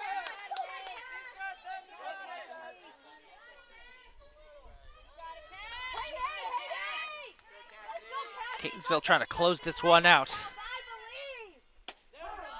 And Howard's down to their last strike. Hey, Cass.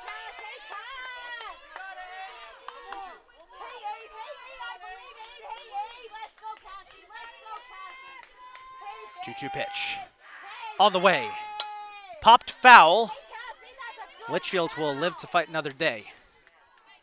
That's a good job, Cassie. Hey. Trying to draw a walk or get a little base hit. What you got, Cass? Let me see. Bring home another run, keep this game going. Won't matter. Got her looking. Fagan strikes her out. Cardinals win it 8-4. Catonsville. Howard fought back there at the end, but Catonsville will take the win.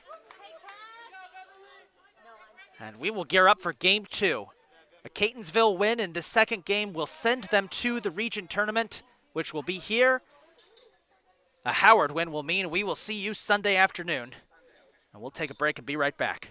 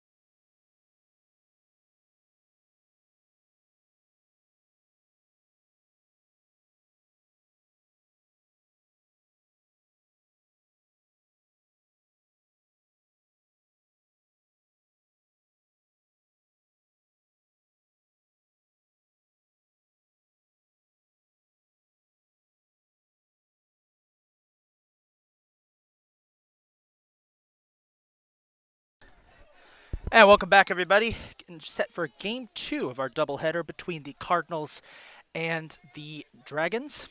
If you missed game 1, it was an 8-4 victory for the Cardinals.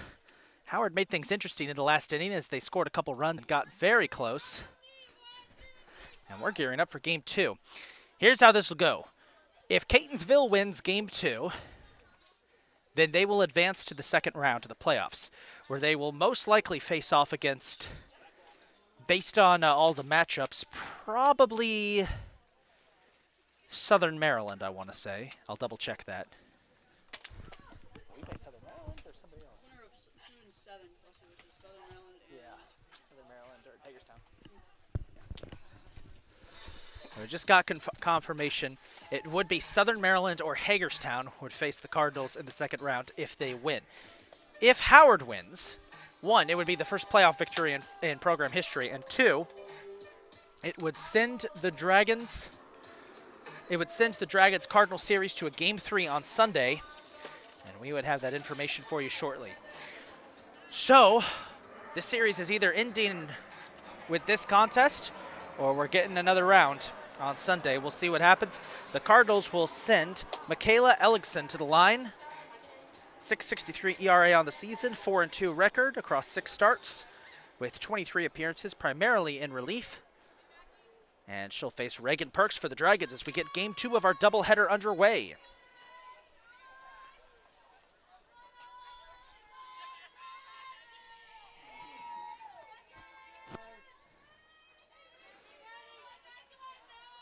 Let's see if Howard can jump out to a quick start here. Swing and a miss to kick things off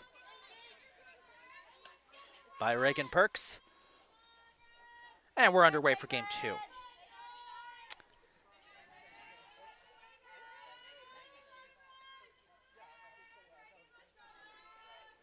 Perks smacks that one up into shallow right center. And it will be scooped up by Emily Fagan out there for the first out. And it'll bring up Courtney Johnson next.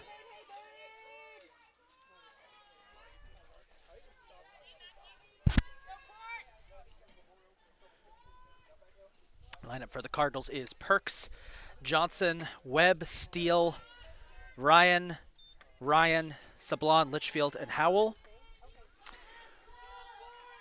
Lineup for the Cardinals is Barth, Nace, Watts, Devilbus, Plum, Musgrave, Krapewski, Fagan, and Ellickson. That's their strike 1 for Courtney Johnson.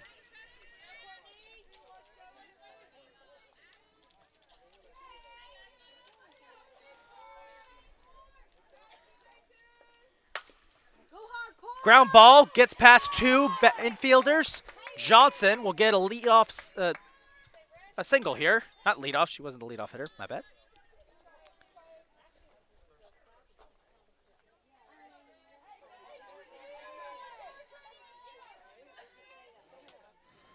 And this will bring up Marissa Webb. Key for the Dragons for this game is to keep the momentum for the end of game 1 up. They were able to score 2 runs in the last inning to make that a 4-run game.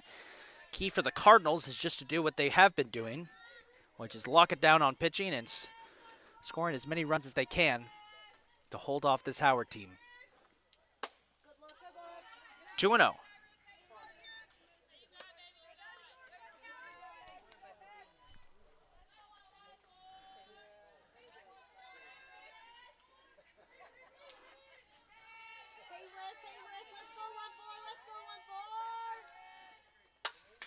Fouled back for strike 1.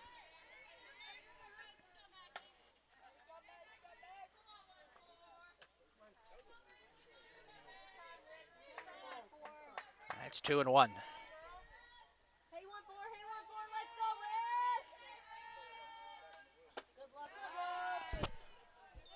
Hey, no help here, no help here. 3-1 for Webb.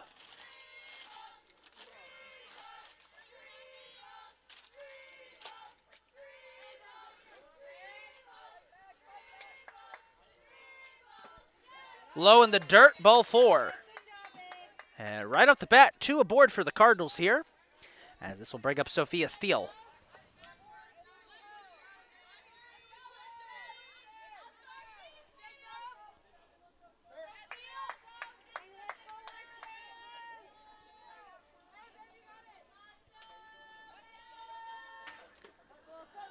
And she gets ball 1. Dragons trying to get off to a better start than they did in game 1.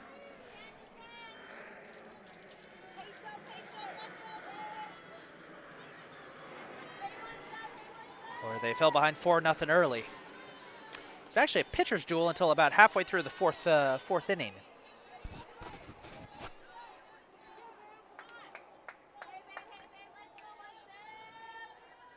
2-0 count for Steele.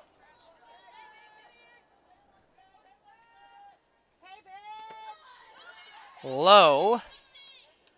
Pruski covers it up as Johnson was taking a little bit of a lead off of second, excuse me. 3-0.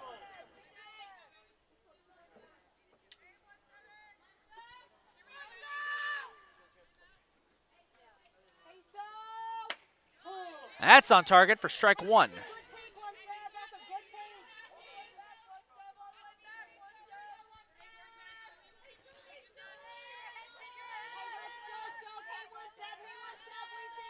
3-1 pitch. Swing and a miss.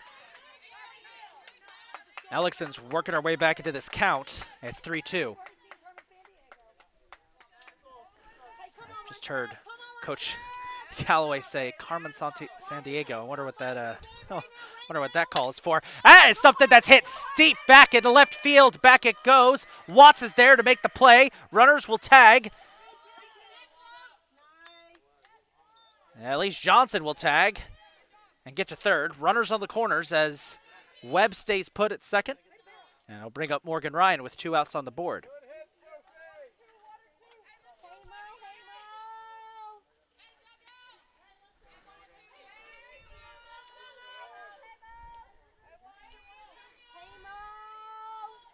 Swing and a miss.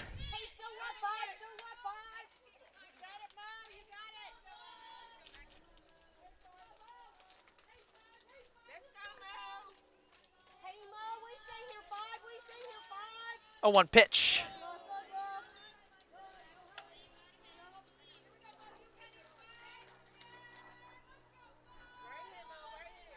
Oh, we're about to get a lot of cloud cover. Looks like rain, but it shouldn't be any in the forecast, as it's a 1-1 count.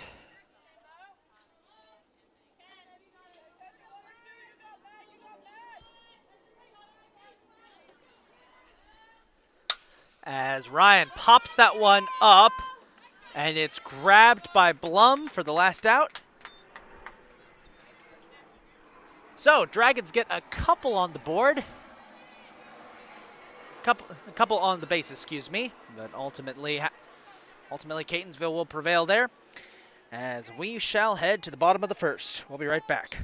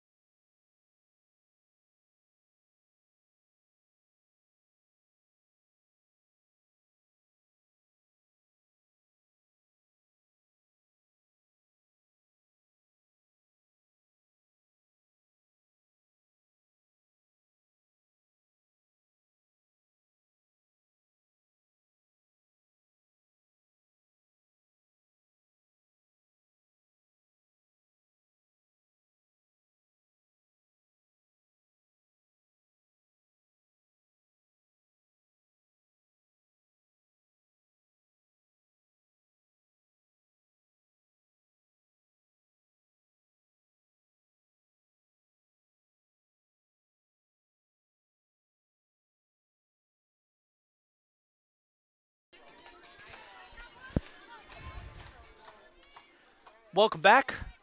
Bottom of the first here. Sun is out and right in our faces. As Cassidy Barth will lead off here against Marissa Webb, who closed out game one. She gets strike one there. Marissa closed out game one for the Dragons on the mound. Will start this game. Has been one of Howard's top pitchers this season, leading them in ERA.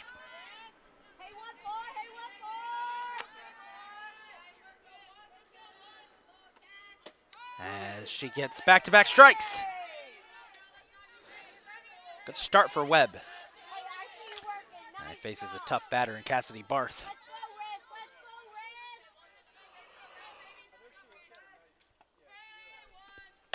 That is knocked up. Gonna be right on the line. Foul. Off the right field line. And we'll keep Barth alive for another pitch.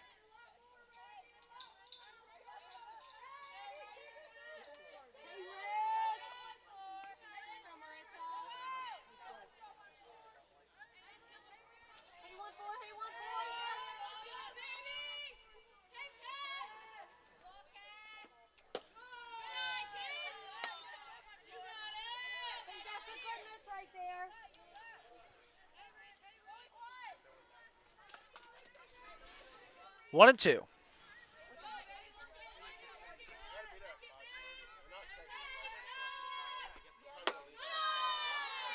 High.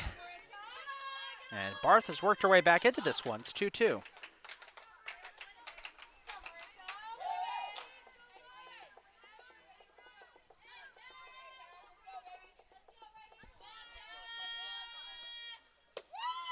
That was on target. Got her looking. Strike three. And Webb will sit down the first. And this will bring up Riley Nace, the shortstop.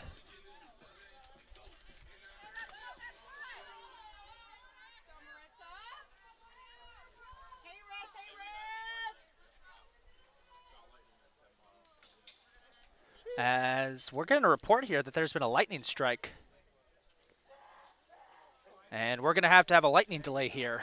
Lightning within 10 miles. This game is going to be delayed a bit, folks. There are some dark clouds on the horizon going past.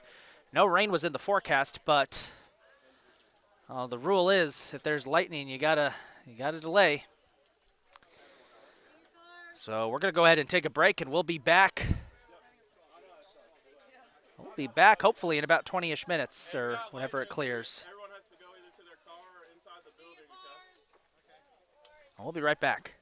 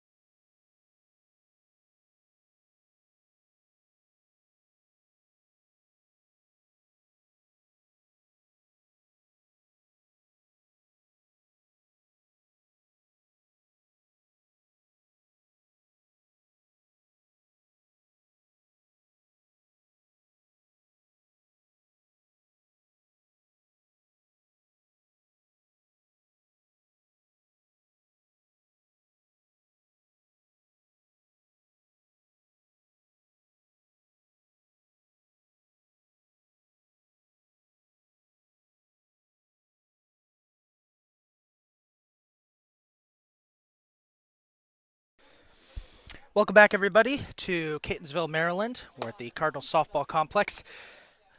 About an hour and a half, maybe 2 hours ago, we were playing a game of softball, but then a storm hit,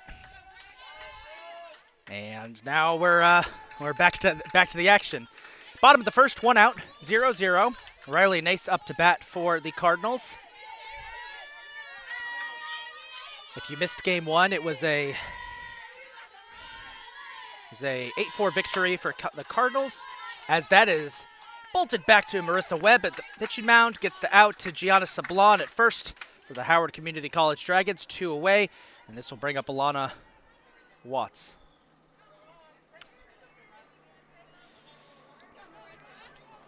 Catonsville wins this game. They move on to the second round of the tournament, where they will play either Hagerstown or Southern Maryland, depending on how that series goes. Excuse me. As that is smacked deep back into right field. It's off the wall. Watts will round for second. They'll make the throw and won't get there in time. Watts with a double on her first pitch. I'll bring up Sarah Devilbus.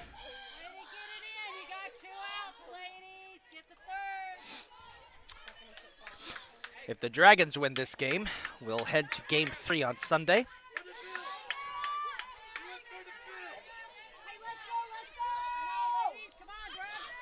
As here's Sarah Devilbus.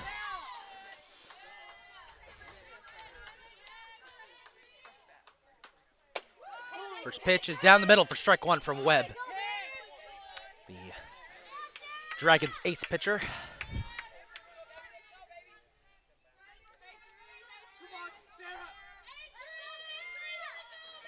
Pitch on the way is smacked out of here, but foul.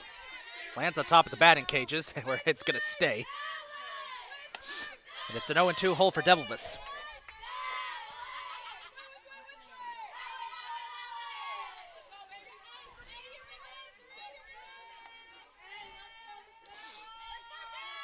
(0-2) pitch on the way. Smacked, ground ball. Howell will throw to first. Sablon just beats Devilbus to the plate. And that'll do it for the first inning. So after a 2-hour first inning, we're headed to the second, and we'll be right back.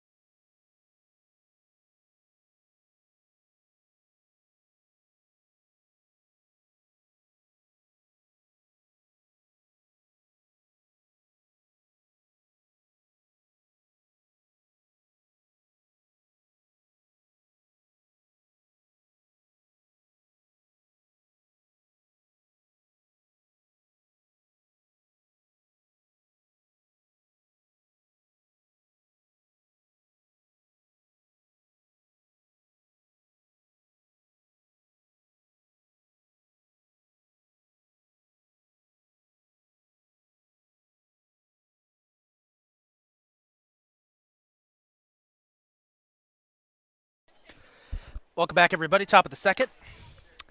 And just a quick recap of the defensive positions for Catonsville. It is Ellickson pitching.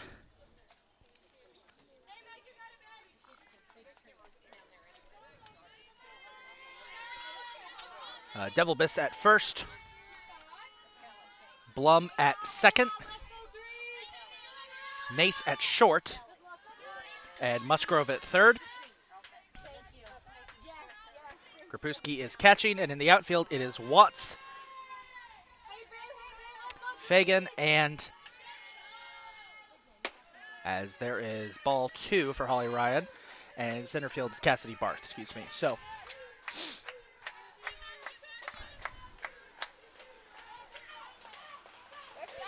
Holly Ryan facing a 2-0 count and gets strike one. Game 1 of the series was a hard-fought pitcher's battle until the 4th inning when the Cardinals lugged out a couple runs, made it 4-0. Howard came back, made things okay as Holly Ryan smacks that one through the left side and will get a single.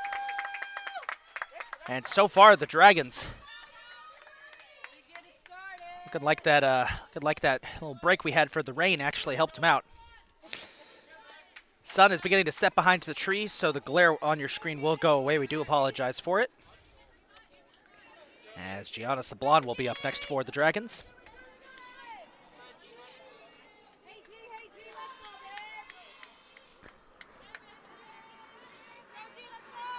Alexion will deal and get strike one.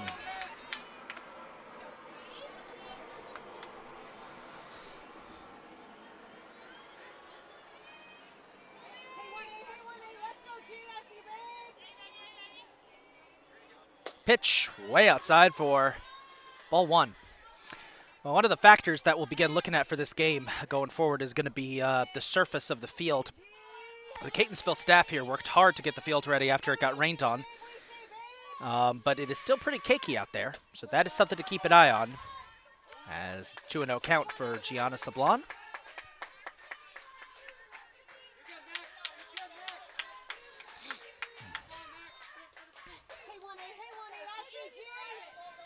And there is a chance this game could be called early due to darkness, as that bounced away from the catcher. Holly Ryan will take off and will take second off the passed ball. And just like that, Dragons have a runner in scoring position.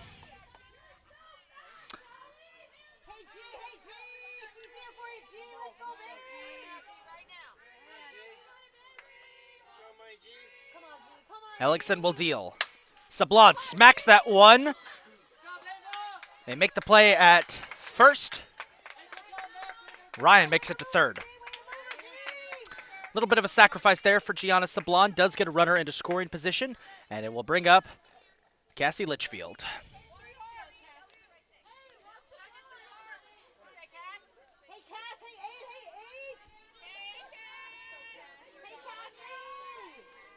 Litchfield, a skilled bunter. Going for it, and it's foul for strike one.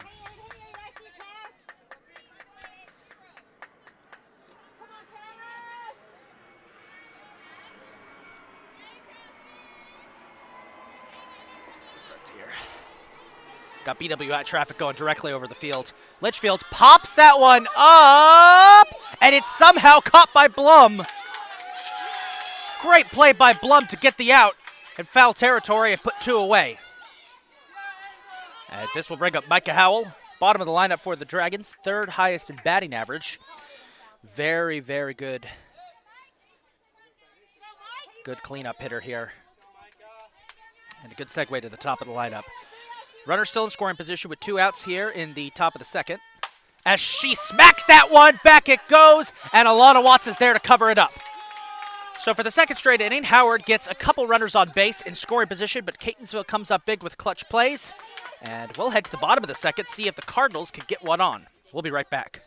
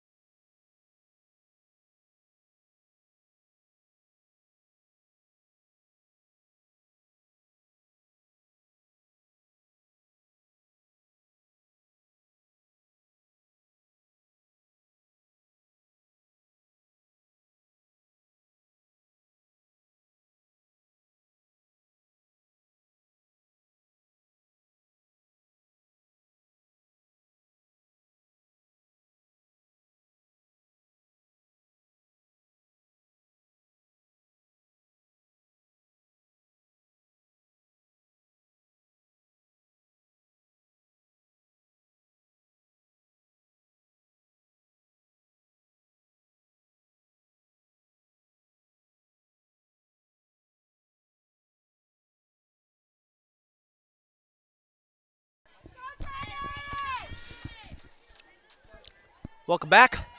Bottom of the second. Ava Blum will lead off for the Cardinals. Facing red hot Marissa Webb. Ground ball. Johnson's on it. Will make the throw to first to get the first out. Now, the grounds crew worked really hard on the surface, and the surface looks really good after the rain we had. As this will bring up Kayla Musgrove. Well, one thing I'm curious is that if ground balls are going to travel a bit faster because the ground is so packed from all the rain. That's what I'm wondering here. I know it's going to be slippery in the outfield. First pitch for Musgrove is inside for ball one.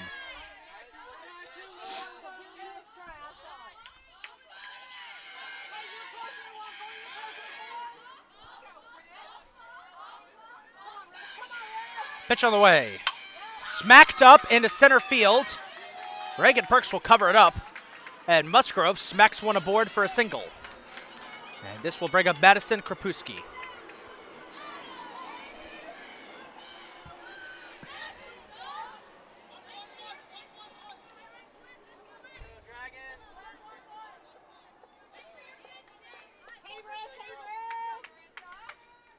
Let's see if Webb can shut her down here.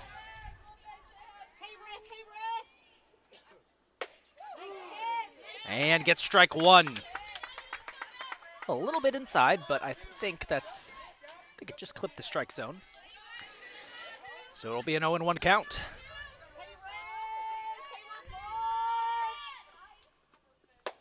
High, ball one.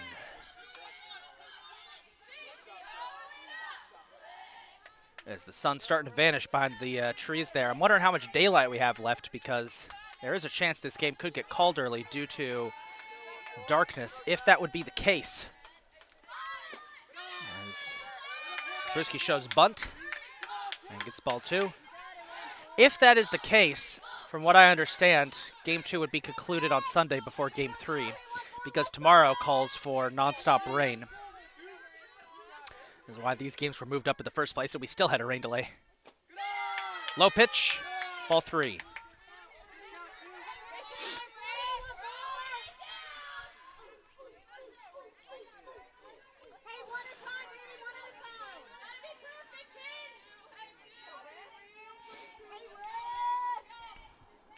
Hey, 3-1 pitch on the way.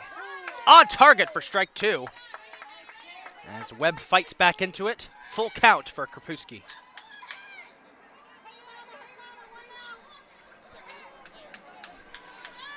And the good news is it looks like the glare has disappeared, so you can see the entire screen. Pitch on the way, high, ball four, and two are aboard. This will bring up Emily Fagan, the right fielder.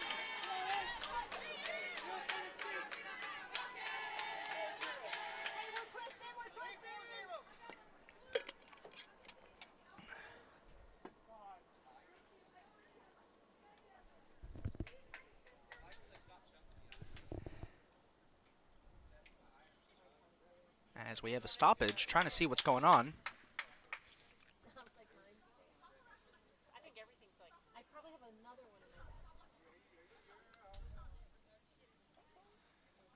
I think they just needed a towel to dry off the ball.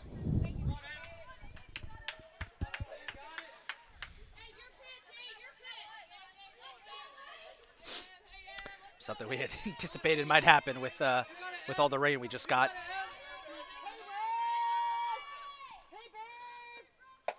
High, ball one.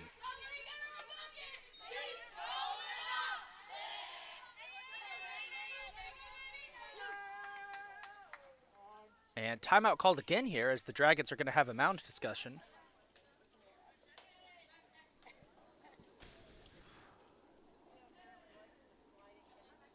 I'm curious what the situation is.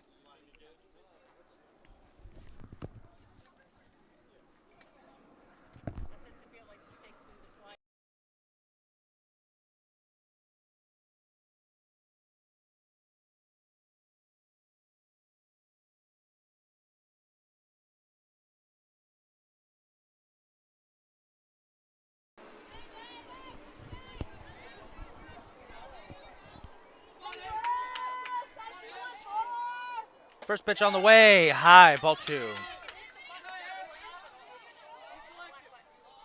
they took a little break there to just calm Marissa Webb down a little bit.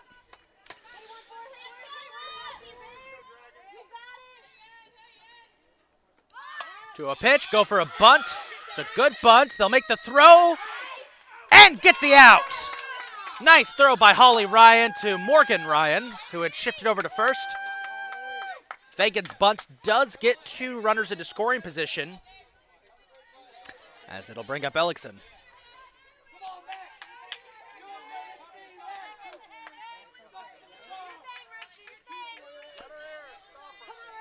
Two outs on the board.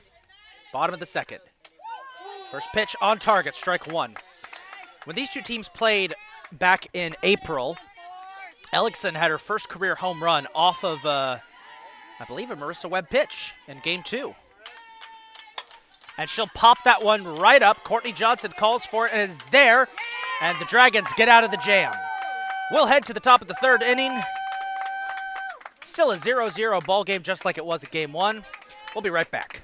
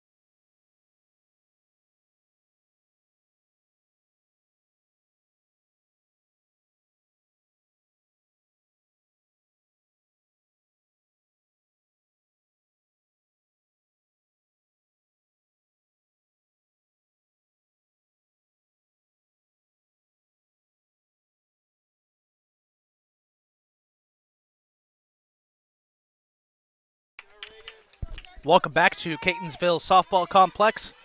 0-0 game, top of the 3rd inning. Ellickson will deal to Reagan Perks, who pops that foul, heads up. Takes a branch with it on the way down, and hope no one was standing under that tree. They would have gotten a shower of water. Crucial inning for the Cardinals here, both teams, as that's on target for strike 2.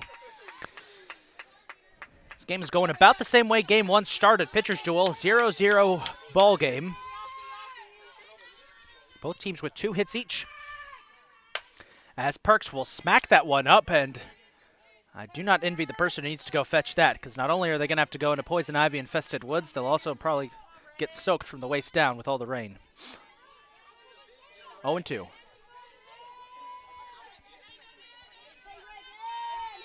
Pitch on the way. Perks pops that foul.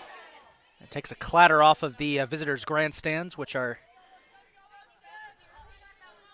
thankfully most of the Howard fans here are sitting close up to the fence. There's no one sitting over there.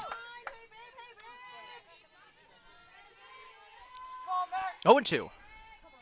Alex Perks smacks that one back, and Fagan is there to collect it. Good contact from Perks, but Emily Fagan was there to cover it up and get that first out. Here's Courtney Johnson, UMBC transfer, leading hitter this season for the Dragons.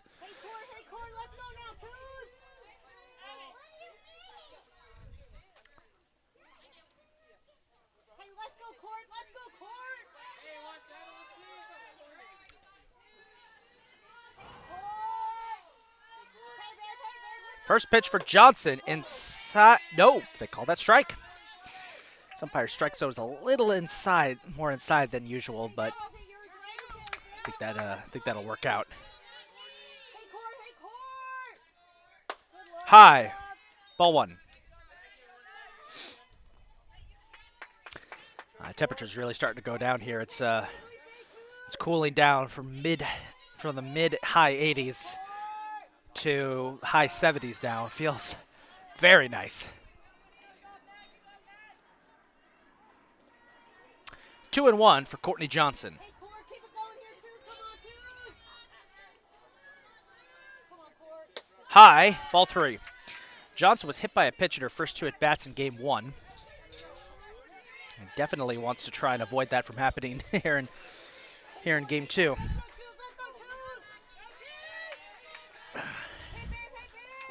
3-1 pitch on the way. Johnson smacks that one through the left side. Watts covers. Johnson with a nice single to get a nice hit. And that's what she's been doing all season.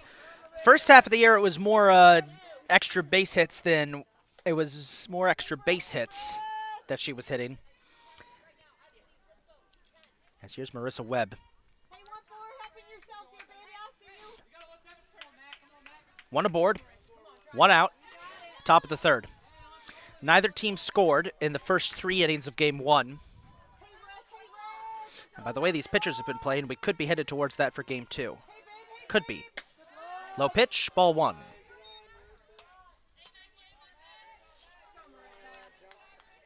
on, Rose. Come on, Rose. I see you, 1-4. 1-0. Right now. Let's go, Rose. Good eye on Webb, as it was a tad high, 2-0.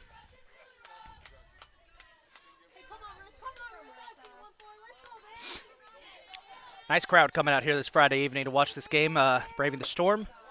There's ball 3 for Webb. A lot of Howard fans coming, a lot of Catonsville fans. These two schools are only about 20 minutes from each other down the highway, so it's one of the closest regional rivalries in Region 20. When it comes to Region 20 softball and all sports, these two schools are probably the closest to each other. As Webb draws a 4-pitch walk. And this will bring up Sophia Steele, moving Courtney Johnson to 2nd. The Dragons getting some pieces out there. Want to try to continue adding as much as they can. Low pitch, ball 1. This is going to be a tough game for Catonsville no matter what, because you know this Howard team is probably annoyed. Game 1 was very close. 8-4 throughout. Was much closer than the final score, as that kind of got away from Krapewski, but she covers it up nicely. Game 1 was close. Closer than the final score would say, as head coach Jeff Galbraith wants a talk with his pitcher.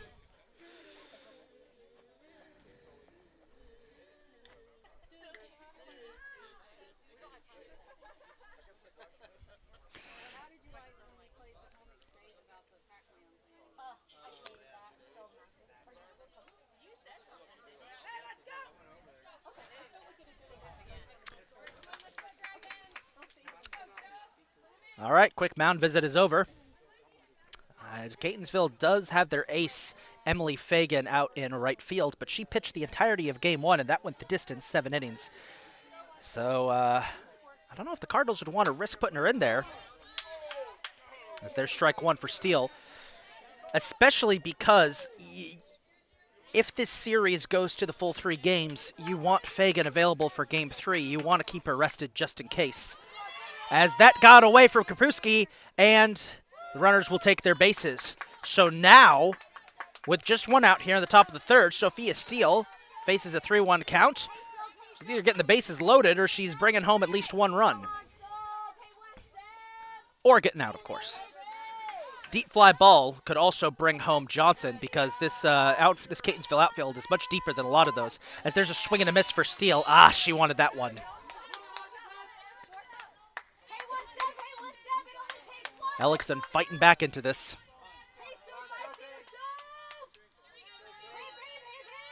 Pitch on the way. High, ball 4. Howard has loaded the bases. And will bring up Morgan Ryan. And head coach Jeff Galbraith's going to call for another timeout here, as Ellickson has allowed 3 hits.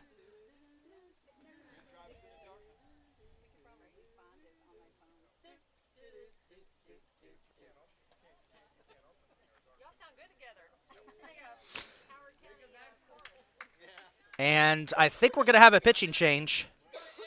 And we will. Emily Fagan is going to come back into the game to pitch after pitching the entirety of Game 1.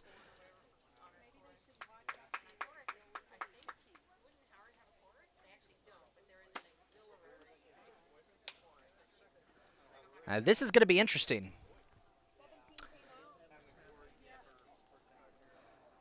Ellickson will head to the bench, and they're going to move number 13 to right field. Give me 1 second here. Remind me of number 13 for you guys.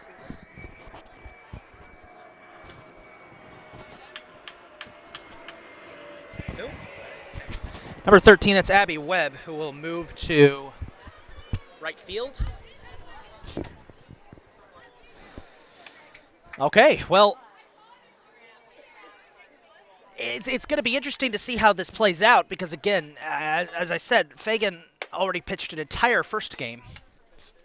And while she is one of the best pitchers in Region 20, I'm going to be very curious to see if her arm can withstand another game.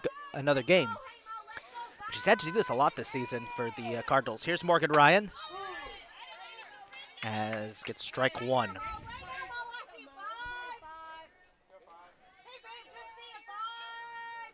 0-1.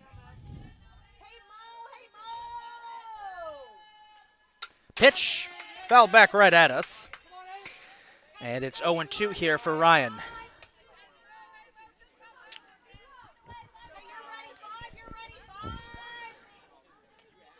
So far this series has been great. Every inning, with the exception of a few, has had runners on base at some point. That's low for ball 1.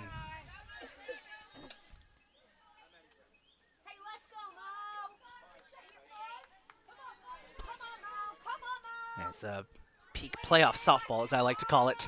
1-2 pitch on the way. Ground ball right back. They're going to try and go for 2. They won't. The throw by the catcher gets past Devilbus.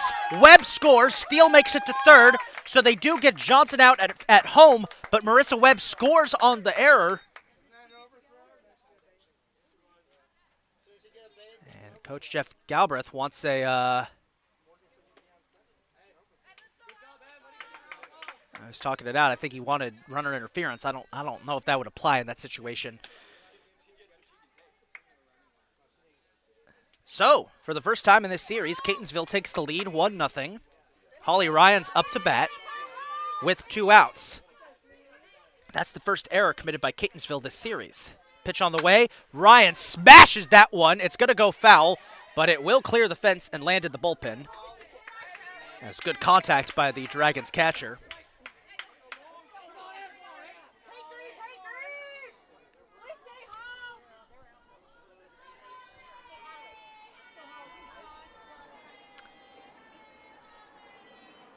Low pitch in the dirt.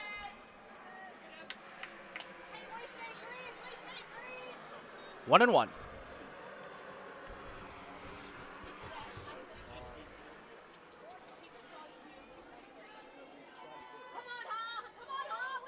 Pitch on the way.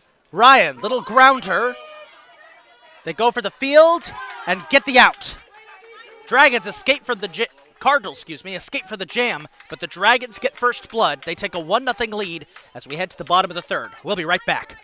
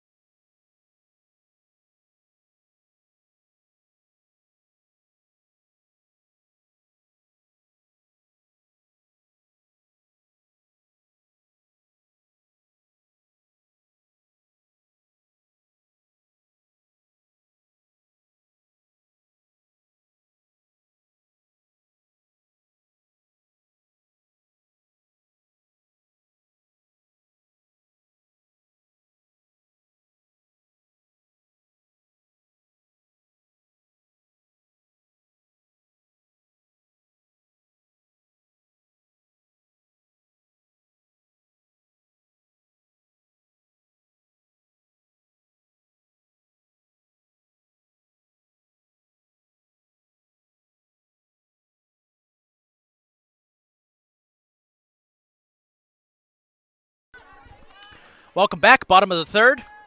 It will be Cassidy Barth leading off here.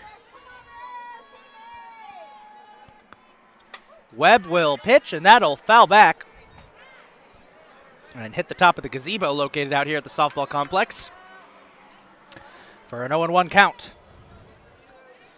It's going to be really interesting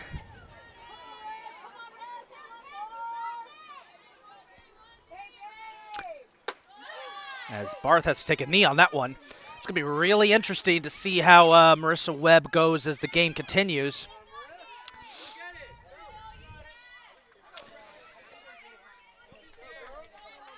One of the issues the Dragons ran into early in the season is that Webb would have a great start to a game, but as the game went on, she would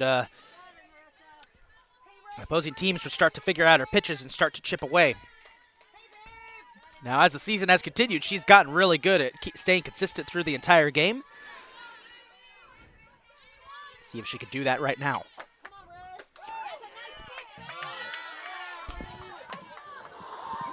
Excuse me. 3-1.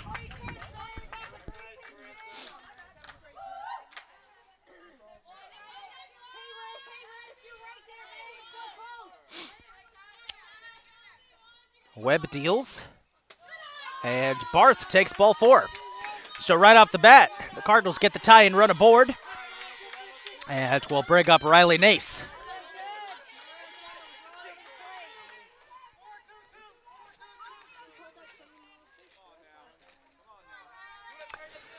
This is going to be interesting here. See how the Dragons respond to the situation, because you know Catonsville is going to be hungry to get back into this one. Pitch on the way low. Good reaction time by Holly Ryan. She wanted to get that pick off. 1-0.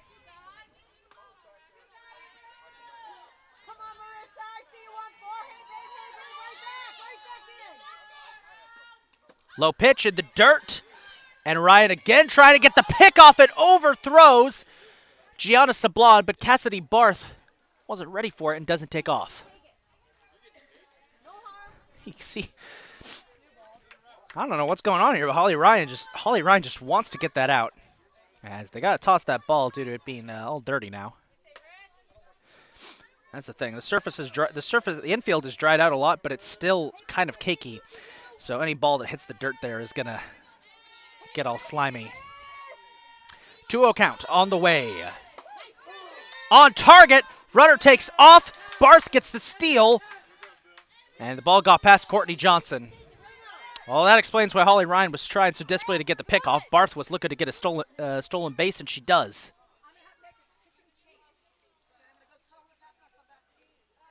As we might have a pitching change here. Now we will. They're going to retire Marissa Webb.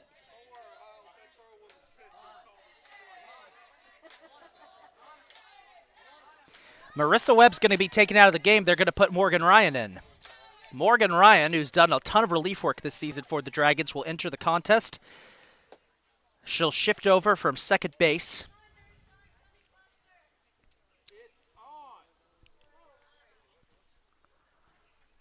Gianna Sablon's going to move to second, it looks like. And Marissa Webb is going to move to first. This is going to be interesting here because the Dragons have 4 available pitchers. Reagan Perks pitched a majority of game 1, so I don't know if they'll put her in. But if need be, they've got Morgan Ryan, they've got Micah Howell. That one got away. And they've got Sophia Steele. So they have enough bullpen help that they could theoretically pull a bullpen game here and pitch all 4 of them at various parts of the game just to keep Catonsville on their toes. Catonsville at this point, well, Ellickson started the game. They pulled her. They put in Fagan. I don't know if Catonsville has another option here in case something happens. But with how good Fagan has been, honestly, they could just play her the rest of the game. It's interesting. It's an interesting strategy game we're getting here. See, I don't know if I would have pulled Marissa Webb from the game just now, but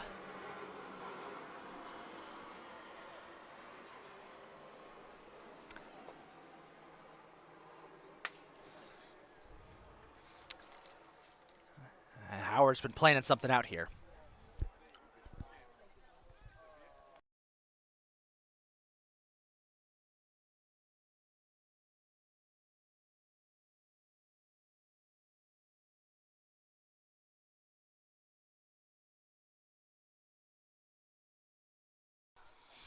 So here we go. Morgan Ryan will take over. Facing Riley Nace with a 2-1 count here in the bottom of the third. And game 2 of this 3-game series. Pitch on the way. Inside, ball 3.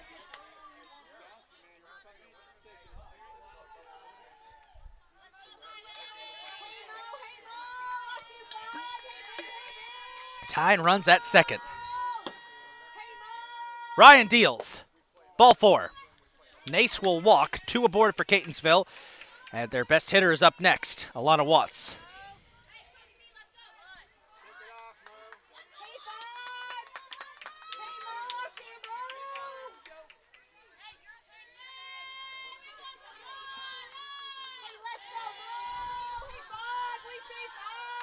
Pitch on the way. Watts swings. That one sky deep to center field. Perks is underneath, makes the play.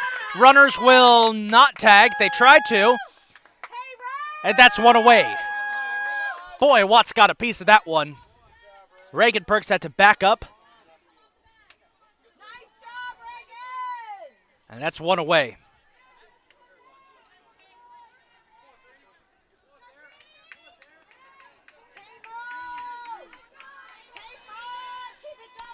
Here's Sarah Devilbus. And she gets strike 1.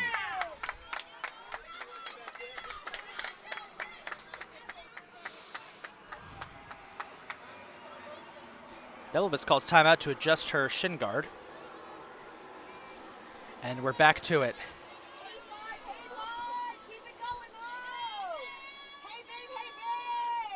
Pitch on the way, low, got past Ryan, runners will advance.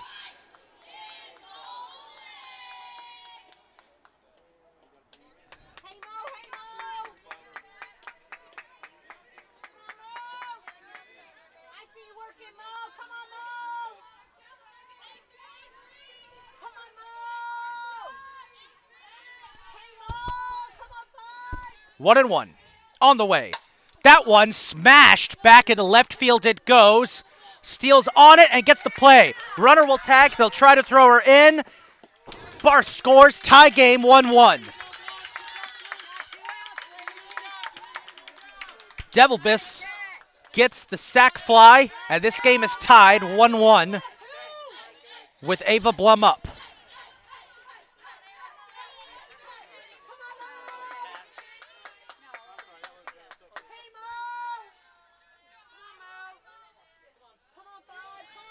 Ryan deals.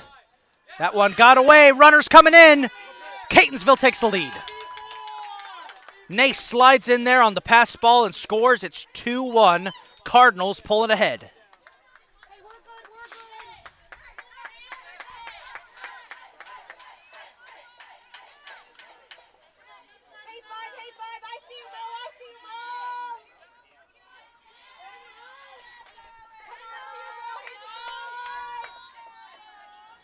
Here's the dish from Ryan. That ball is skied up. Ground ball. Johnson's on it. Tough throw. Won't get there in time. Infield single by Ava Blum. And that'll bring up Kayla Musgrove.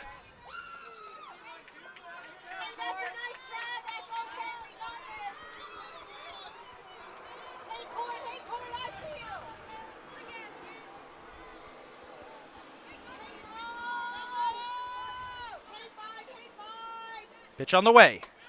Outside, runner takes off. They're going for the steal. Got her! Holly Ryan to Courtney Johnson gets the steal and the out. And after a thrilling inning, we're headed to the fourth, 2-1 Catonsville. We're due for another fun one, folks. We'll be right back.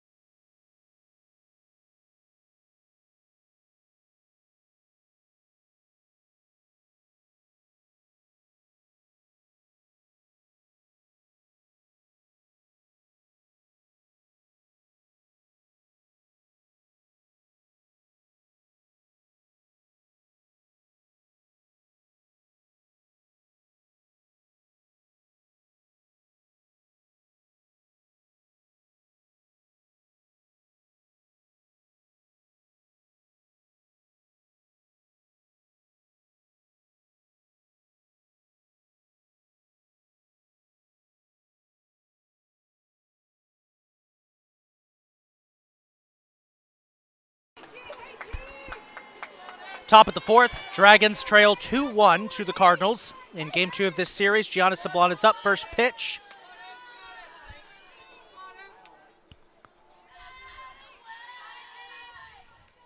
One 0.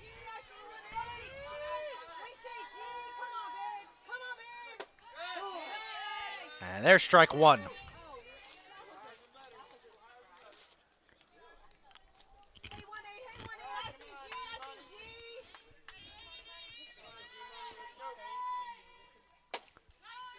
Outside, ball two.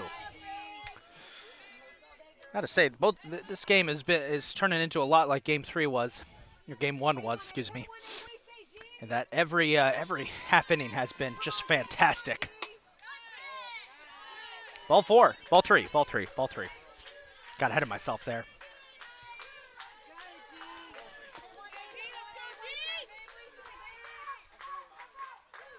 Three and one.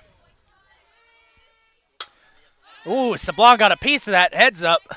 That's flying back there.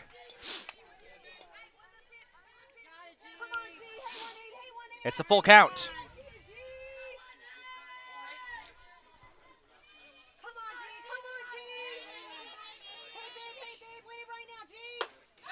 Did she go? She did.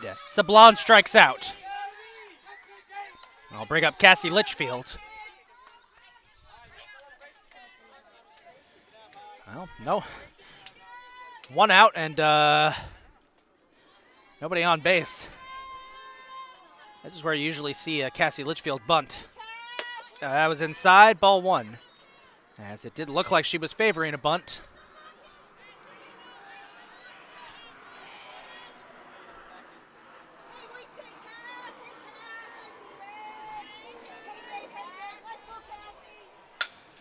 Litchfield smacks that one. Blum's on it. Will make the throw.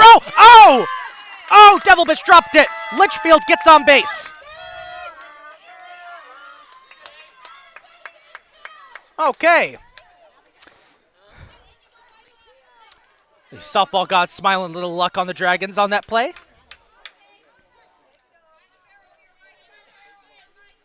This will bring up Micah Howell, who hit a tank slapper back in the second. It fell into the glove of Alana Watts. You know she wants that back. As the home plate umpire just getting a new set of softballs.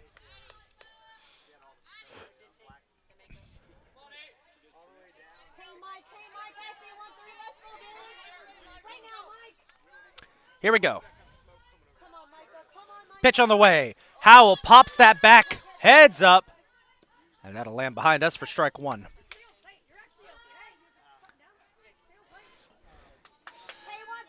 Howell was ahead of that one.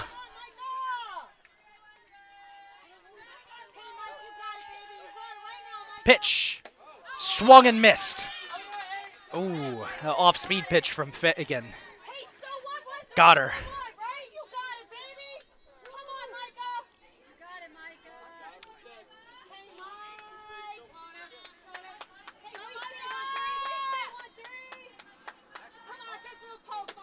Outside, ball one. As there is a giant plane coming over us right now. I mean, just huge. Inside, ball two.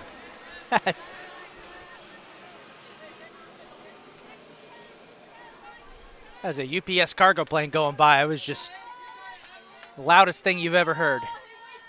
2-2. Howell smacks that one up into center field. Litchfield is going to need a break. Oh, she got there. Howell with a little blooper in his shallow center. And two are aboard with Reagan Perks up and one out on the board.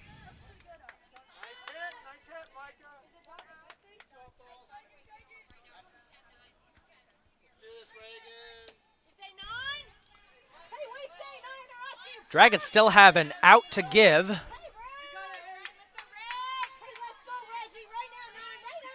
Here's Perks. Pitch on the way. Inside, ball one.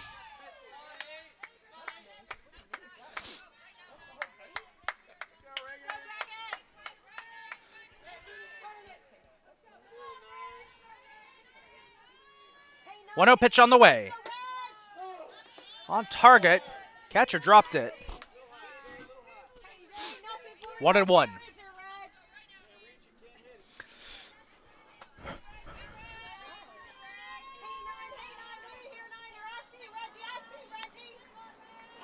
One 1 pitch on the way. Perks smacks that one through the left side. Bases are going to be loaded.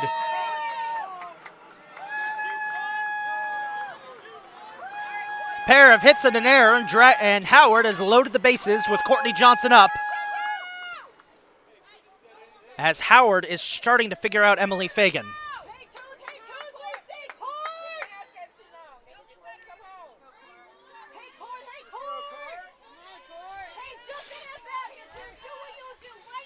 See if Johnson can get a couple runs in here. Tying runs at third. Go-ahead run is at second. At the top of the fourth. Pitch on the way. Swing and a miss. Ah, she wanted that one.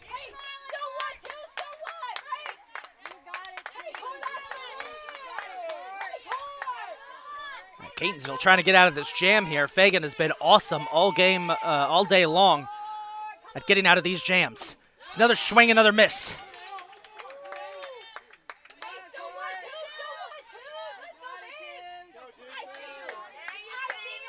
0-2 for Johnson.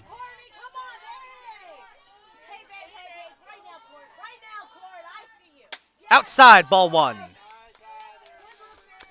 Back in game 1, Fagan was favoring the inside for her balls. Now she's going more to the outside here. Needs to try and lock in here, get this out. 1-2. Inside and low.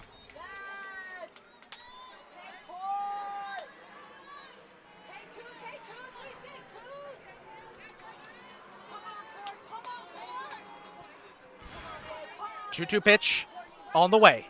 Johnson smacks. That's foul. And we'll lay it behind the Catonsville dugout. Dragons are currently leading the Cardinals 5-3 in hits, but they trail 2-1. Shows you how much they've struggled to try to get runs in once they're on base. That's a little grounder. They're going to try and throw home. They won't get there in time. Litchfield scores. Tie game. That was close. I think they're going to talk that over, but that was close. This will bring up Marissa Webb. Coach Jeff Galbraith not pleased with that call. From our perspective, it was close. It looked like, from our perspective, that they hit at the same time.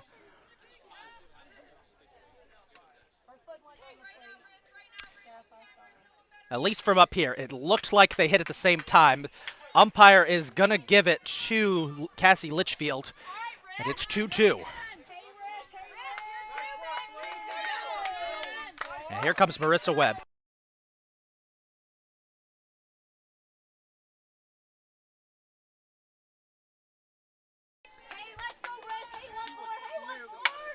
Webb pops that one up. Shortstop's underneath, chasing it down, drops it! Runners are on the way. They're going to throw and try and get the third. They get the out at third, but a run does score. So Perks is caught out at third, but Howell comes home, and the Dragons retake the lead 3-2. And we've already had more lead changes in this game than we had in the entire regular season series between these two teams. And this will bring up Sophia Steele. That was a miscommunication there. Riley Nace, the shortstop, chasing down that ball, almost collided with the infield umpire. As Sophia Steele gets ball 1. Well, it's just been a couple of missteps here by the Cardinals, are just allowing Howard to get back into this one. Steele got a piece of that. Probably hit her with her glove. I hope she didn't, but the way she's wincing, I think he might have. Fouled it back for strike 1.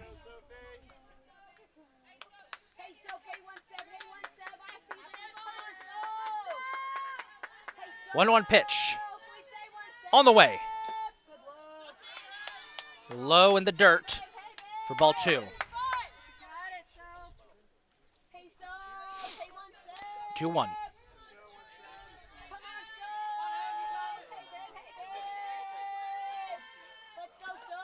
That one popped up. Runners take off.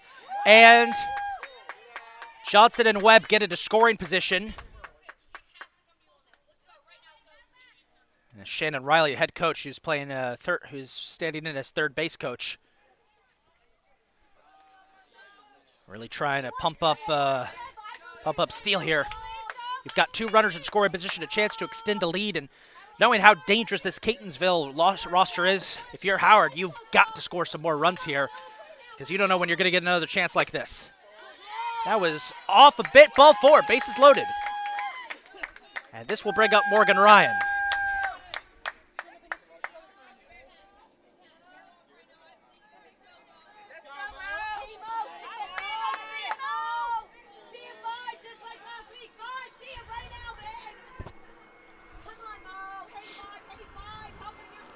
First pitch, inside, ball 1.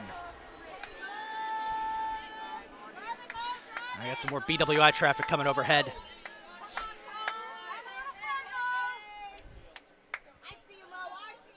One and 0. High, ball 2.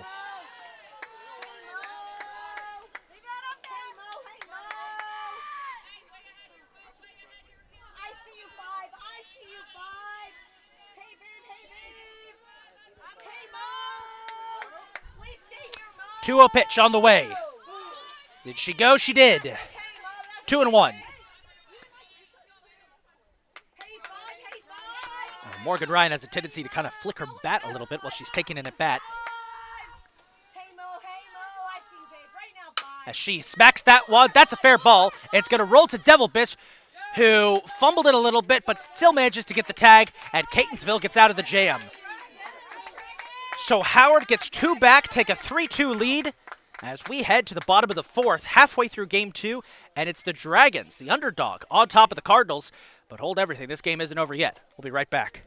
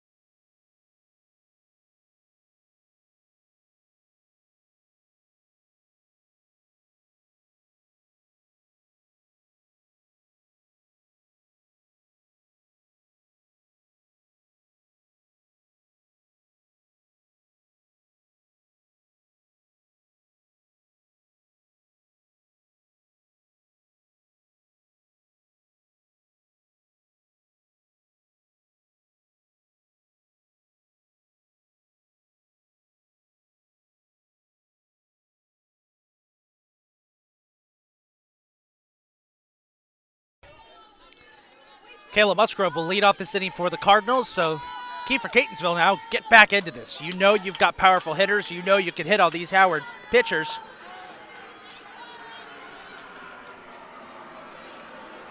Just got to get back into this one.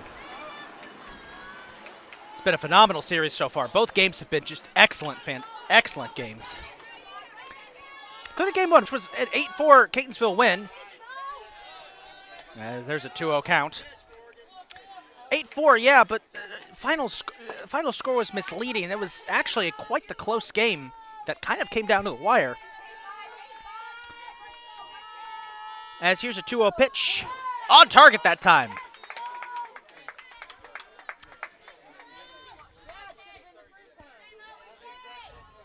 Two and 1.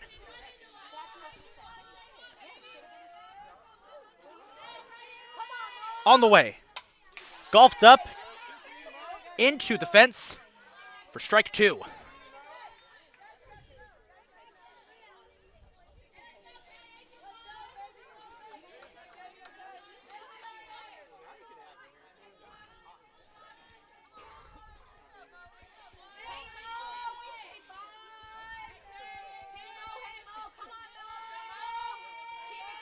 Two-two pitch on the way. Swung on and missed. Morgan Ryan gets the strikeout. As this will bring up Madison Krapewski. Dragons defense starting to heat up here, but they were hot in the first game too until the bottom of the fourth, because that's when Catonsville got the comeback started, or in that case, got some runs on the board. As there's ball one for Krapewski. Sun is now completely set behind the trees, by the way. I'd estimate we only have about an hour left of daylight, so if we could get this whole game in an hour, that would be something. The way this game is trending right now, there is a chance we could get called due to a lack of light on the field. But we're going to play as long as we can. It's still bright out, although it is starting to get a little bit dim. 2-0. Ground ball smacked, picked up. There's the throw to first. Got it. Micah Howell connects with Marissa Webb, and Krapewski gets shut down. 2 outs on the board. Catonsville. The Cardinals are gonna need a big spec here from Emily Fagan.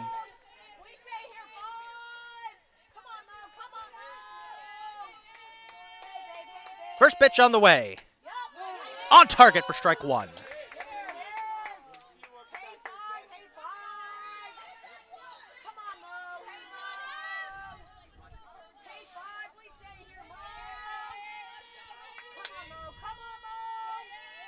Ryan deals. That's a little bit out there for ball one.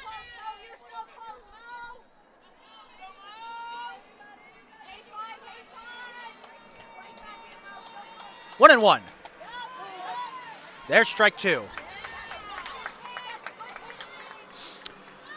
Morgan Ryan hasn't pitched in a hot minute. Her last appearance, I believe, was doing some relief work back when the Dragons played Southern Maryland. So I wonder if her freshness is helping in this situation. As there's ball two. And again, if trouble breaks out in these later innings, Howard does have 2 more available pitchers in Sophia Steele and Micah Howell that they could trot out there. 3-2. Fagan has worked her way to a full count. Trying to fight back into this one against a red-hot Morgan Ryan.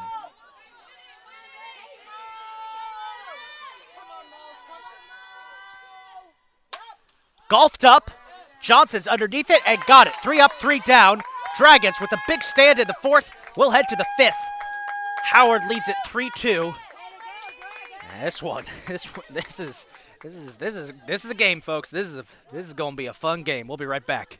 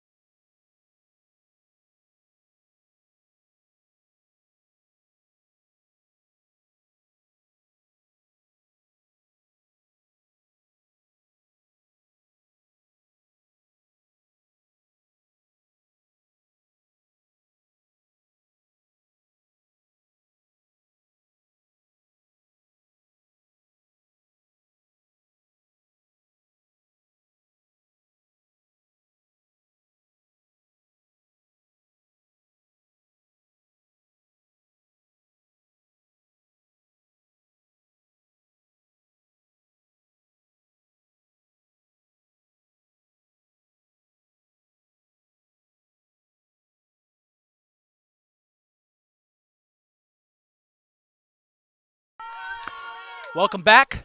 Top of the fifth. Howard up 3-2. Holly Ryan at the plate.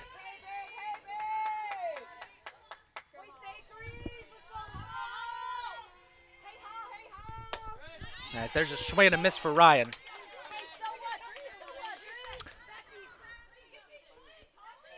When these two teams played last year in the playoffs, Game 1 was a 9-1 run rule victory for Catonsville. As there is strike 2. Game 2 was a 9-7 Catonsville win that went the distance. It had multiple home runs and lead changes. Well, so far, Game 1 was an 8-4 in this series as Ryan smacks that one back into right center field. Oh, a collision between Webb and Barth. Barth still makes the catch. Oh, my goodness. To get the out. As there was almost a miscommunication there between the outfielders, but Barth still makes the catch.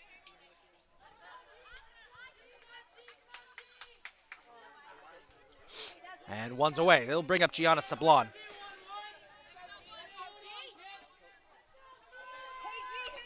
That's one of the old, we're going to practice saying, I got it, in on fly balls in practice type of plays. Here's Gianna Sablon, who smacks that one up into shallow center field, and it will just pop back to the shortstop, Riley Nace. So 2 quick outs here as Catonsville starting to get back into this one a little bit defensively as they get 2 quick outs aboard. And I'll bring up Cassie Litchfield, who was able to start the last rally for the Dragons, see if she could do that again.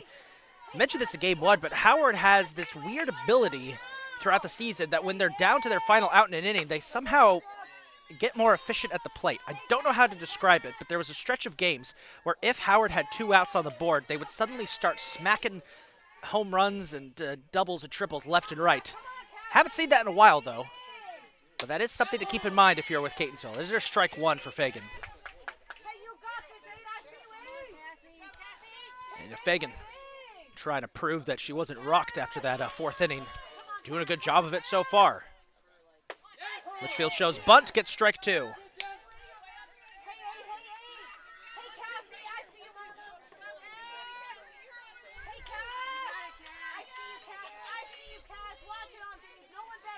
One and 2. That one bounced away from Krapewski. And it's a 2-2 count here for Cassie Litchfield.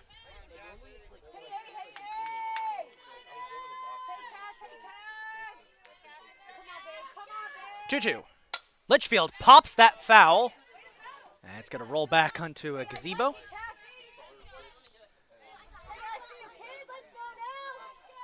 And it will stay 2-2.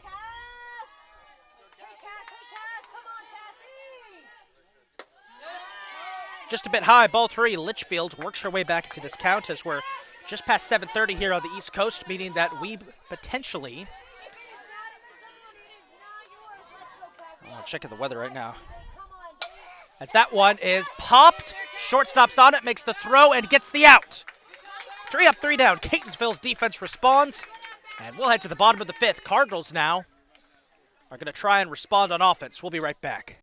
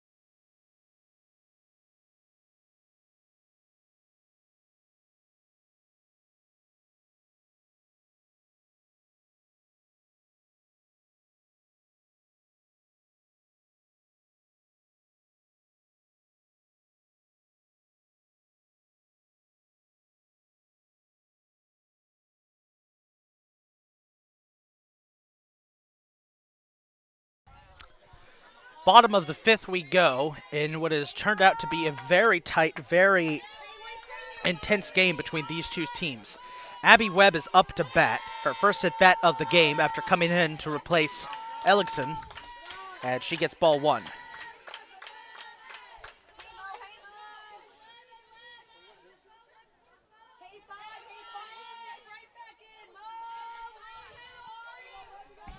One and 0. Ground ball, Johnson will cover, makes the throw, got it at first, They say she got her.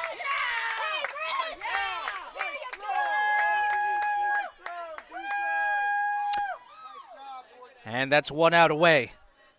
Mercer Webb had to pull the splits on that one. Back to the top of the lineup we go. Cassidy Barth trying to get something going here for Catonsville. And they got the meat of their lineup coming up, so this is going to get interesting here. Ryan deals.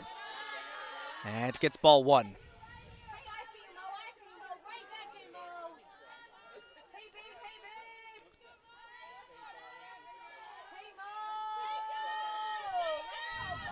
One and 0. That was a little bit off for ball 2.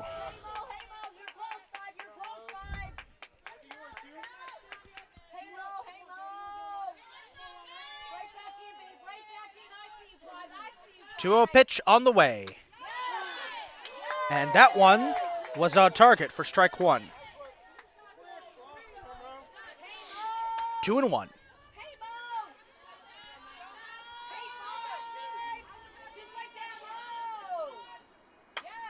Popped up. Litchfield's racing down. Won't get there in time, but it does go foul for strike 2. Good hustle from Cassie Litchfield trying to catch that one. So we just checked, sunset today is at 8:01, so we realistically have just about 20 more minutes of game time left.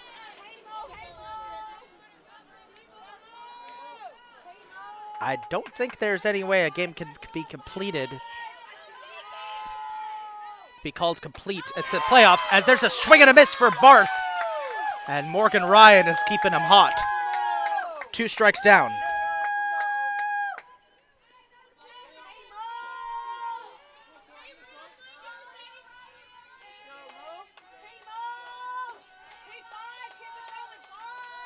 Riley Nace trying to get something going, and she gets ball 1.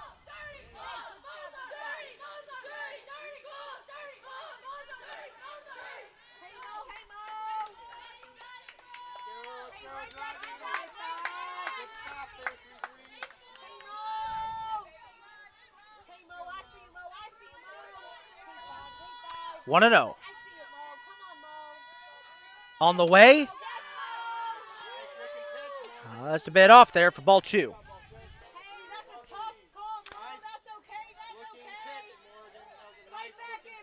Ryan really showing up here when the Dragons needed her.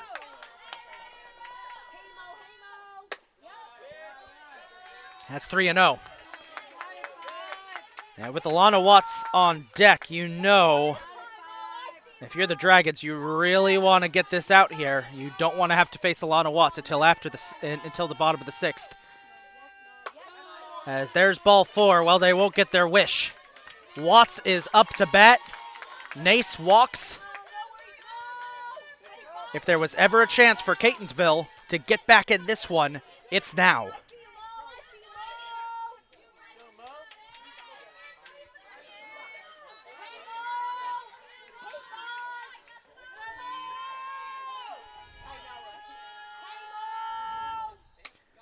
First pitch just a bit outside for ball 1. In game 1, at one point, the Dragons pitched around Watts, throwing her 4 straight balls because they didn't want her to get another hit off of them. That's how dangerous of a batter she is.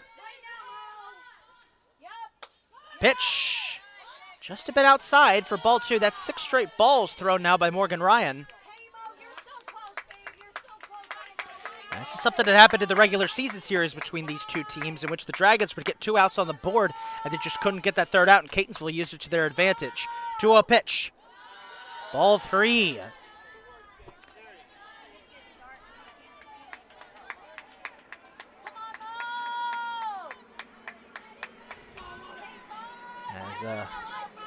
It's a British Airways flight going overhead right now. 3-0 pitch. Smacked up. Into the glove of Reagan Perks for the final out. Dragons escaped the 5th. Cardinals, they had their chance, couldn't get it done again. And we'll head to the 6th inning now. Fighting daylight. Howard gonna try and get a couple more runs here as these two pitchers are going blow for blow. We'll be right back.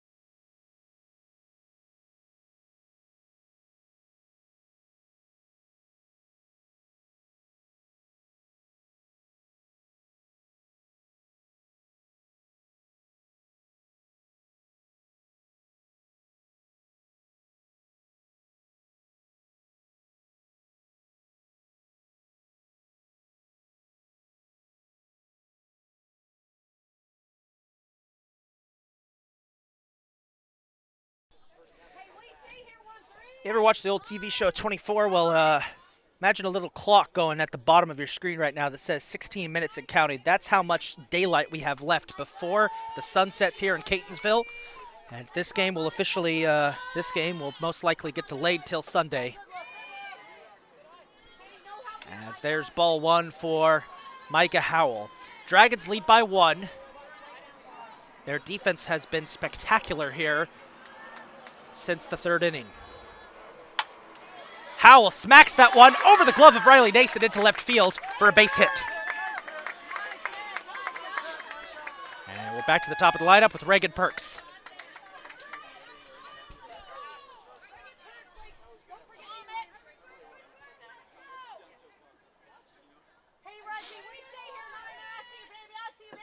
Still plenty of light out right now, so we're still good for the moment.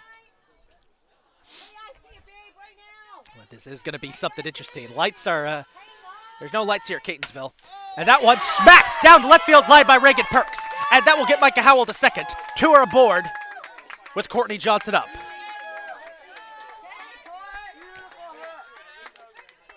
At what point, if you're Catonsville in this situation, at what point do you make a pitching change? Because Fagan just can't seem.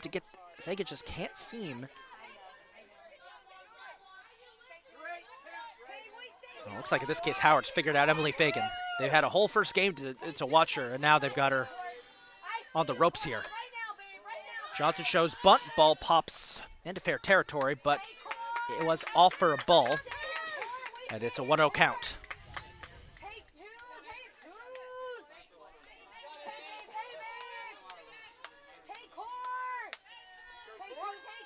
One 0 pitch. That one smacked through the left side. Howell's going to come home. This is going to be a tough throw. No, she's going to double back and tag. Howell thought about it. Head coach Shannon Riley was saying, stay, stay, stay. And the bases are loaded for Marissa Webb.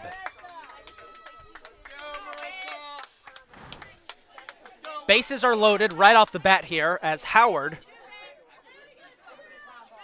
It's incredible that Howard has out-hit Catonsville 8-3, but the score is just 3-2, and that's Curtis. And that is, if I'd say it honestly, that shows just how good this Catonsville defense has been of preventing batters from scoring. As that's a ground ball by Webb, they'll make the throw to home, and they got the out. Oh, they got the out. Krapewski dropped the ball, but they're going to say that she was able to get the tag before dropping it. This is going to be an interesting call here because if it stands, that's an out on board.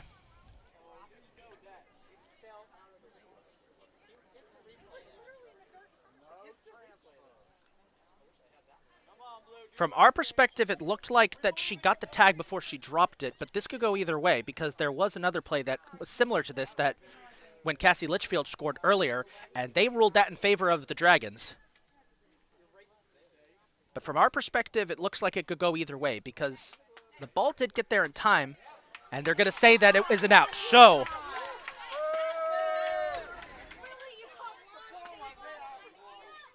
they will say Krapewski gets the out. Hey, so what, Dragons? So what, Dragons? Let's go! Well, bases are still loaded, though, with Sophia Steele up. So that was a good defensive play by Catonsville, but they're not out of the jam yet. They gotta deal with Sophia Steele, who's been hot this series. See, assistant head coach Jillian Calloway telling the umpire to be a little cleaner on the calls.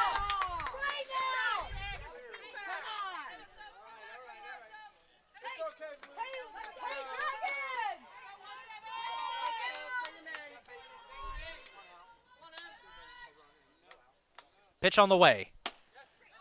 And that was just a bit off for ball 1. 1-0.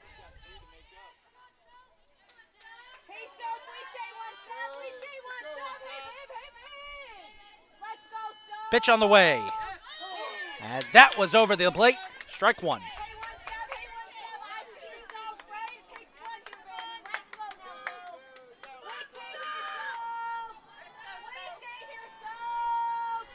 One pitch.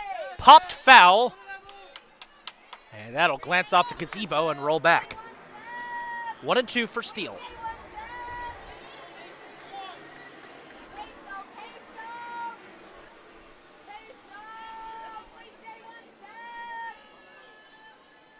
One-two pitch. Steele golfs that one right into the glove of Devil Biss, who dives and gets the out for the double play, unassisted. Wow.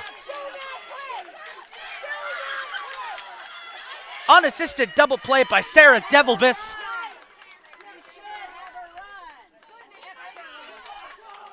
And we head to the bottom of the 6th. It's 3-2, Catonsville. We'll be right back.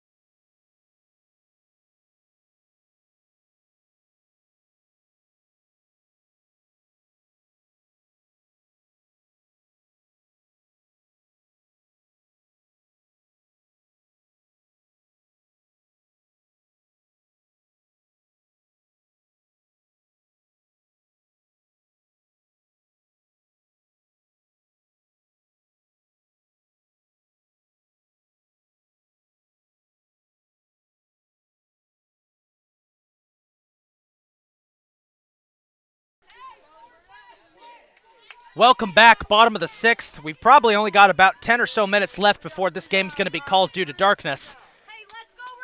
And it would pick up on Sunday probably. Sarah Devil Biss, who made that incredible unassisted double play, will lead off this inning. Cardinals have been out-hit 8-3, but they only trail by 1 here.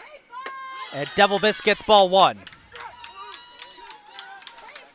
Fans, both sides of the field are getting into it.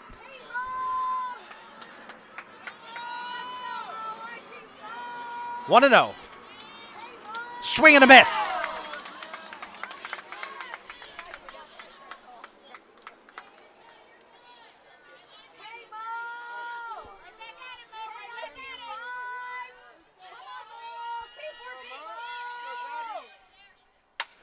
That one popped up into shallow center field. Johnson's underneath and got it for the first out.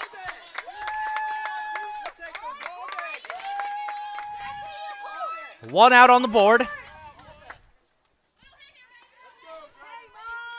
9 minutes of daylight left.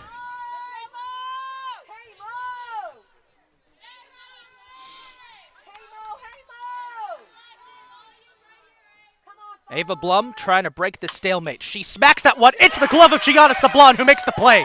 What about that from the player they called G Money back in Howard's at HCC? And that's 2 quick outs on the board, and then we'll bring up Kayla Musgrove.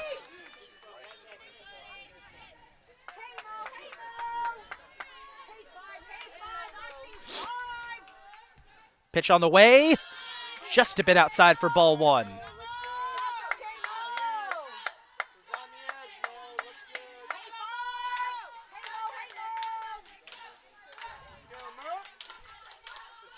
One-0. Popped up. And it's fair down the left field line. Johnson slid for it, couldn't get there in time, and Musgrove gets on board for the Cardinals. And it will bring up Krapewski.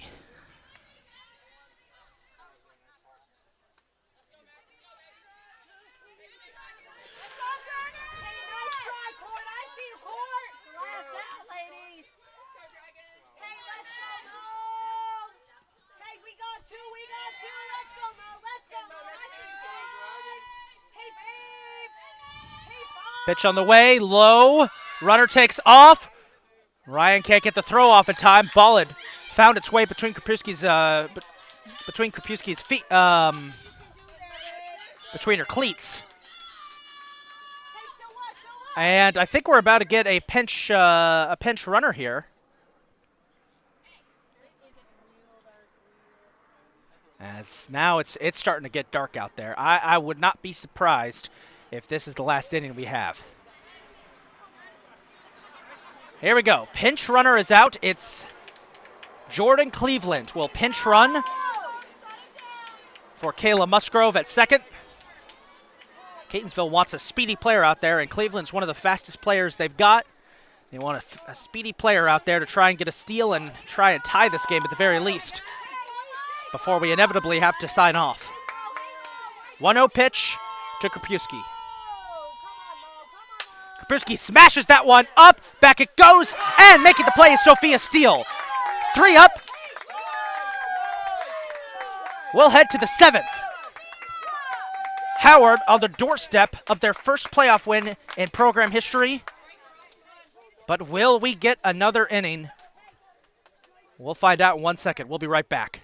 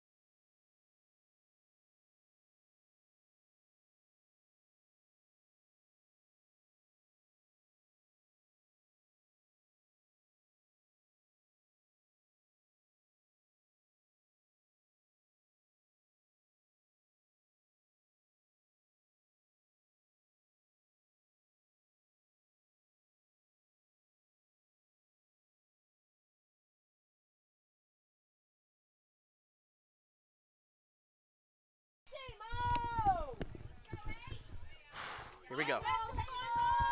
So here we go, top of the 7th. Darkness has fallen here. Sun will set in the following minutes. We'll see how long we can play this one out. Morgan Ryan will lead off for Howard. If the Dragons hold this lead, it'll be the first playoff win in program history, and it will push us to a Game 3. But if Catonsville could get a comeback here at the bottom of the 7th, then they will be off to the Region 20 tournament proper that starts next week, right here at Catonsville. And it's a 2-0 count right off the bat for Morgan Ryan. Pitch on the way. Ryan went, strike 1.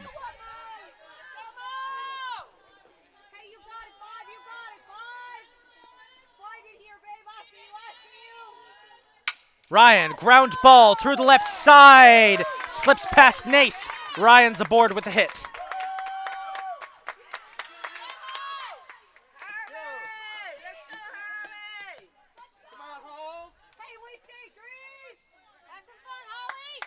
And this will bring up Holly Ryan. I think we were having a discussion up here in the press box. I think what's going to happen here is that we'll play as long as we can until I guess the scoreboard starts looking brighter than it should be. That's been the general assumption as Holly Ryan gets ball 1. It's starting to get pretty bright, just saying. As we've got 3 more minutes of sunlight available. And there's strike 1 for Holly Ryan.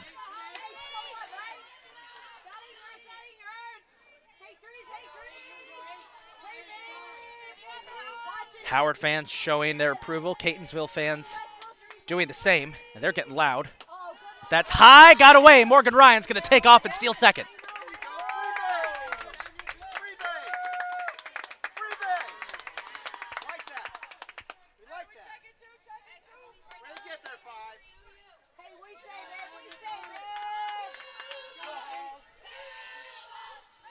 Two and 1 for Holly Ryan. That one's popped up. Devilbiss is there to get the play and the out. I think they should call it once it becomes hard to see fly balls. That's my thinking. Because as long as the players can still see the ball, I think it's good.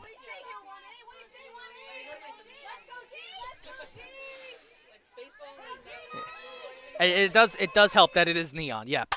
Oh, big slam by Gianna Sablon. That's going to go foul though, but good contact. 9-4 in terms of hits for the Dragons. but they only lead by 1, and that shows just how good Catonsville's defense has, good of a job Catonsville's defense has done of shutting them down once they get on base. Howard has left a lot of runners on base today. Sablon trying to keep this inning going. Gets a piece of that one. It flies back. It's over the head of the second baseman. Holly Ryan will take off for third. It's going to be close. She slides. She is safe. And Sablon takes second. 2 runners in scoring position with Cassie Litchfield up.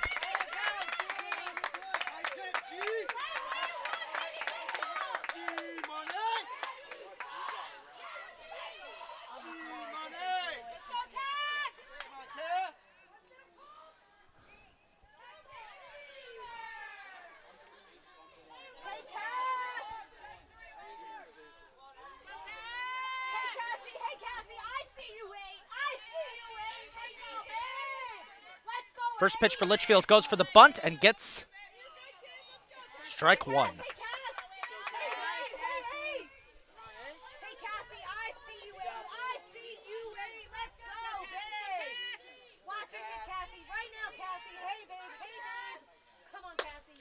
Over the middle, strike 2. Fagan fighting back into this one.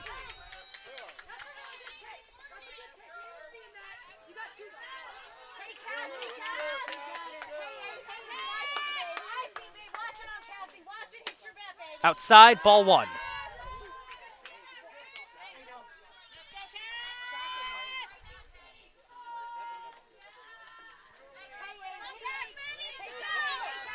One, 2 count for Cassie Litchfield.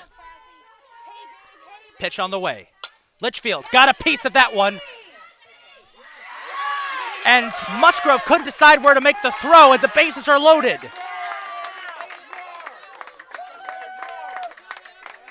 It'll bring up Micah Howell now, as Litchfield with an infield single.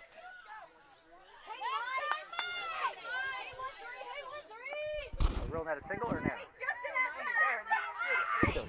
Fielder's choice, excuse me, fielder's choice. Wanted to get the. Okay, so bring up Micah Howell. Howell pops that foul, heads up.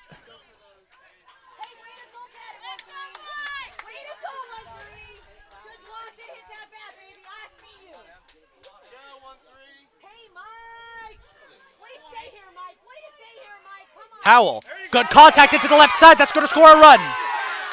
Morgan Ryan scores. Micah Howell with an RBI single. It's 4-2. Finally, the Dragons get their first run since the 4th inning.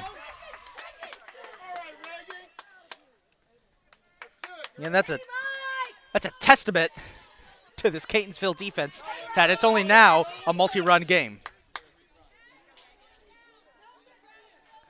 And it'll bring up Reagan Perks, top of the lineup. Ooh.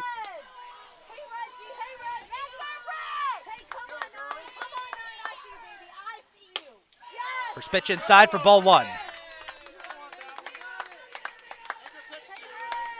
It's getting darker and darker. The sun has set on the East Coast, so we're playing in crunch time now. Perks pops that up. That's going back. And is caught by one of the Catonsville fans in attendance. Pretty sure that's one of the baseball players from their baseball program,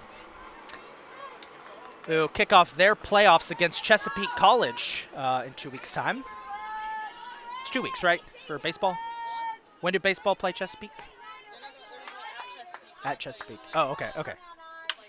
Perks smacks that one up into left field. That'll score another run, maybe 2. Litchfield's coming home. She'll get there. Reagan Perks gets 2 aboard. A 2 RBI double. It's 6-2 Dragons. The 6th seed is putting up a fight.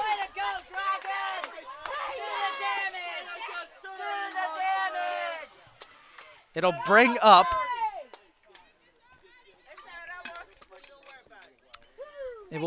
Courtney Johnson.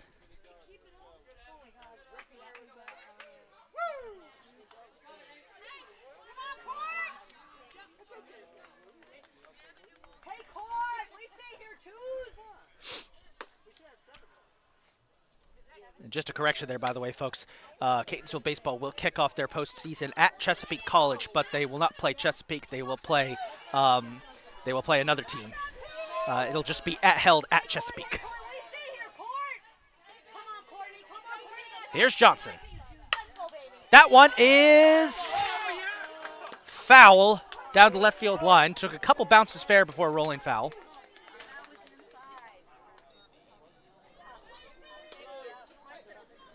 Hey, that was real close, Court. That was real close, Court. Hey, twos, I see, baby. Let's go, Court. Hey, Court, we see here, twos, twos. Come on, Court, I believe in you, baby. Strike two. Dragons still have an out to give here. Catonsville's got to get this out. You face the meat of the Dragons lineup right now. You need to fight back into this one. 0-2 pitch on the way. Outside for ball one.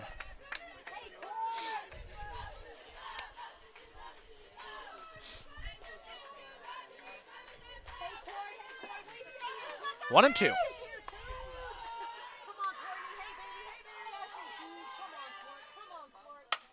That one is golfed up into left field. Back it goes. Watts is underneath. Will make the play. No one will tag. And that's two away here for the Cardinals. They just need one more to get to the bottom of the seventh and try and come back. And it will be Marissa Webb who will be up.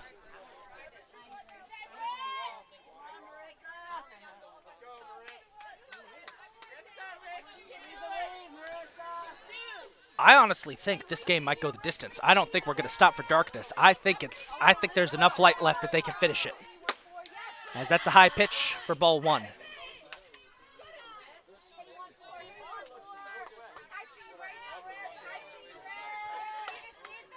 1-0. On the way.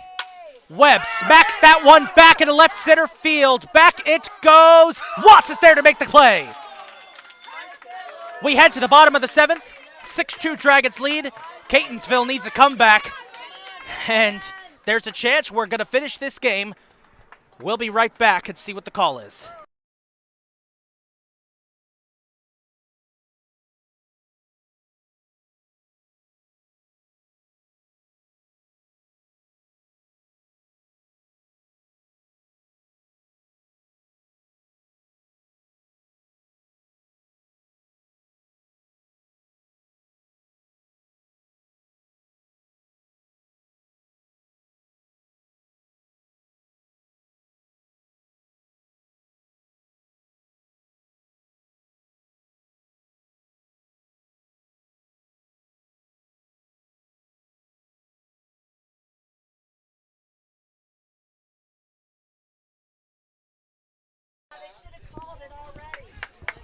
Well, folks, it is the umpires have ruled it's too dark. We're going to cut this one short.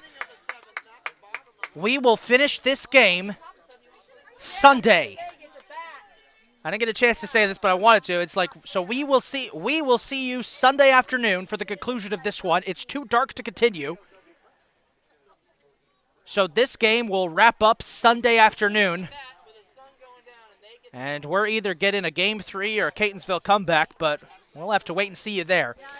That's going to wrap this one up for us today, folks. I want to give a big shout-out and thank you to the staff here at CCBC Catonsville for letting me come back for this game and be on the call.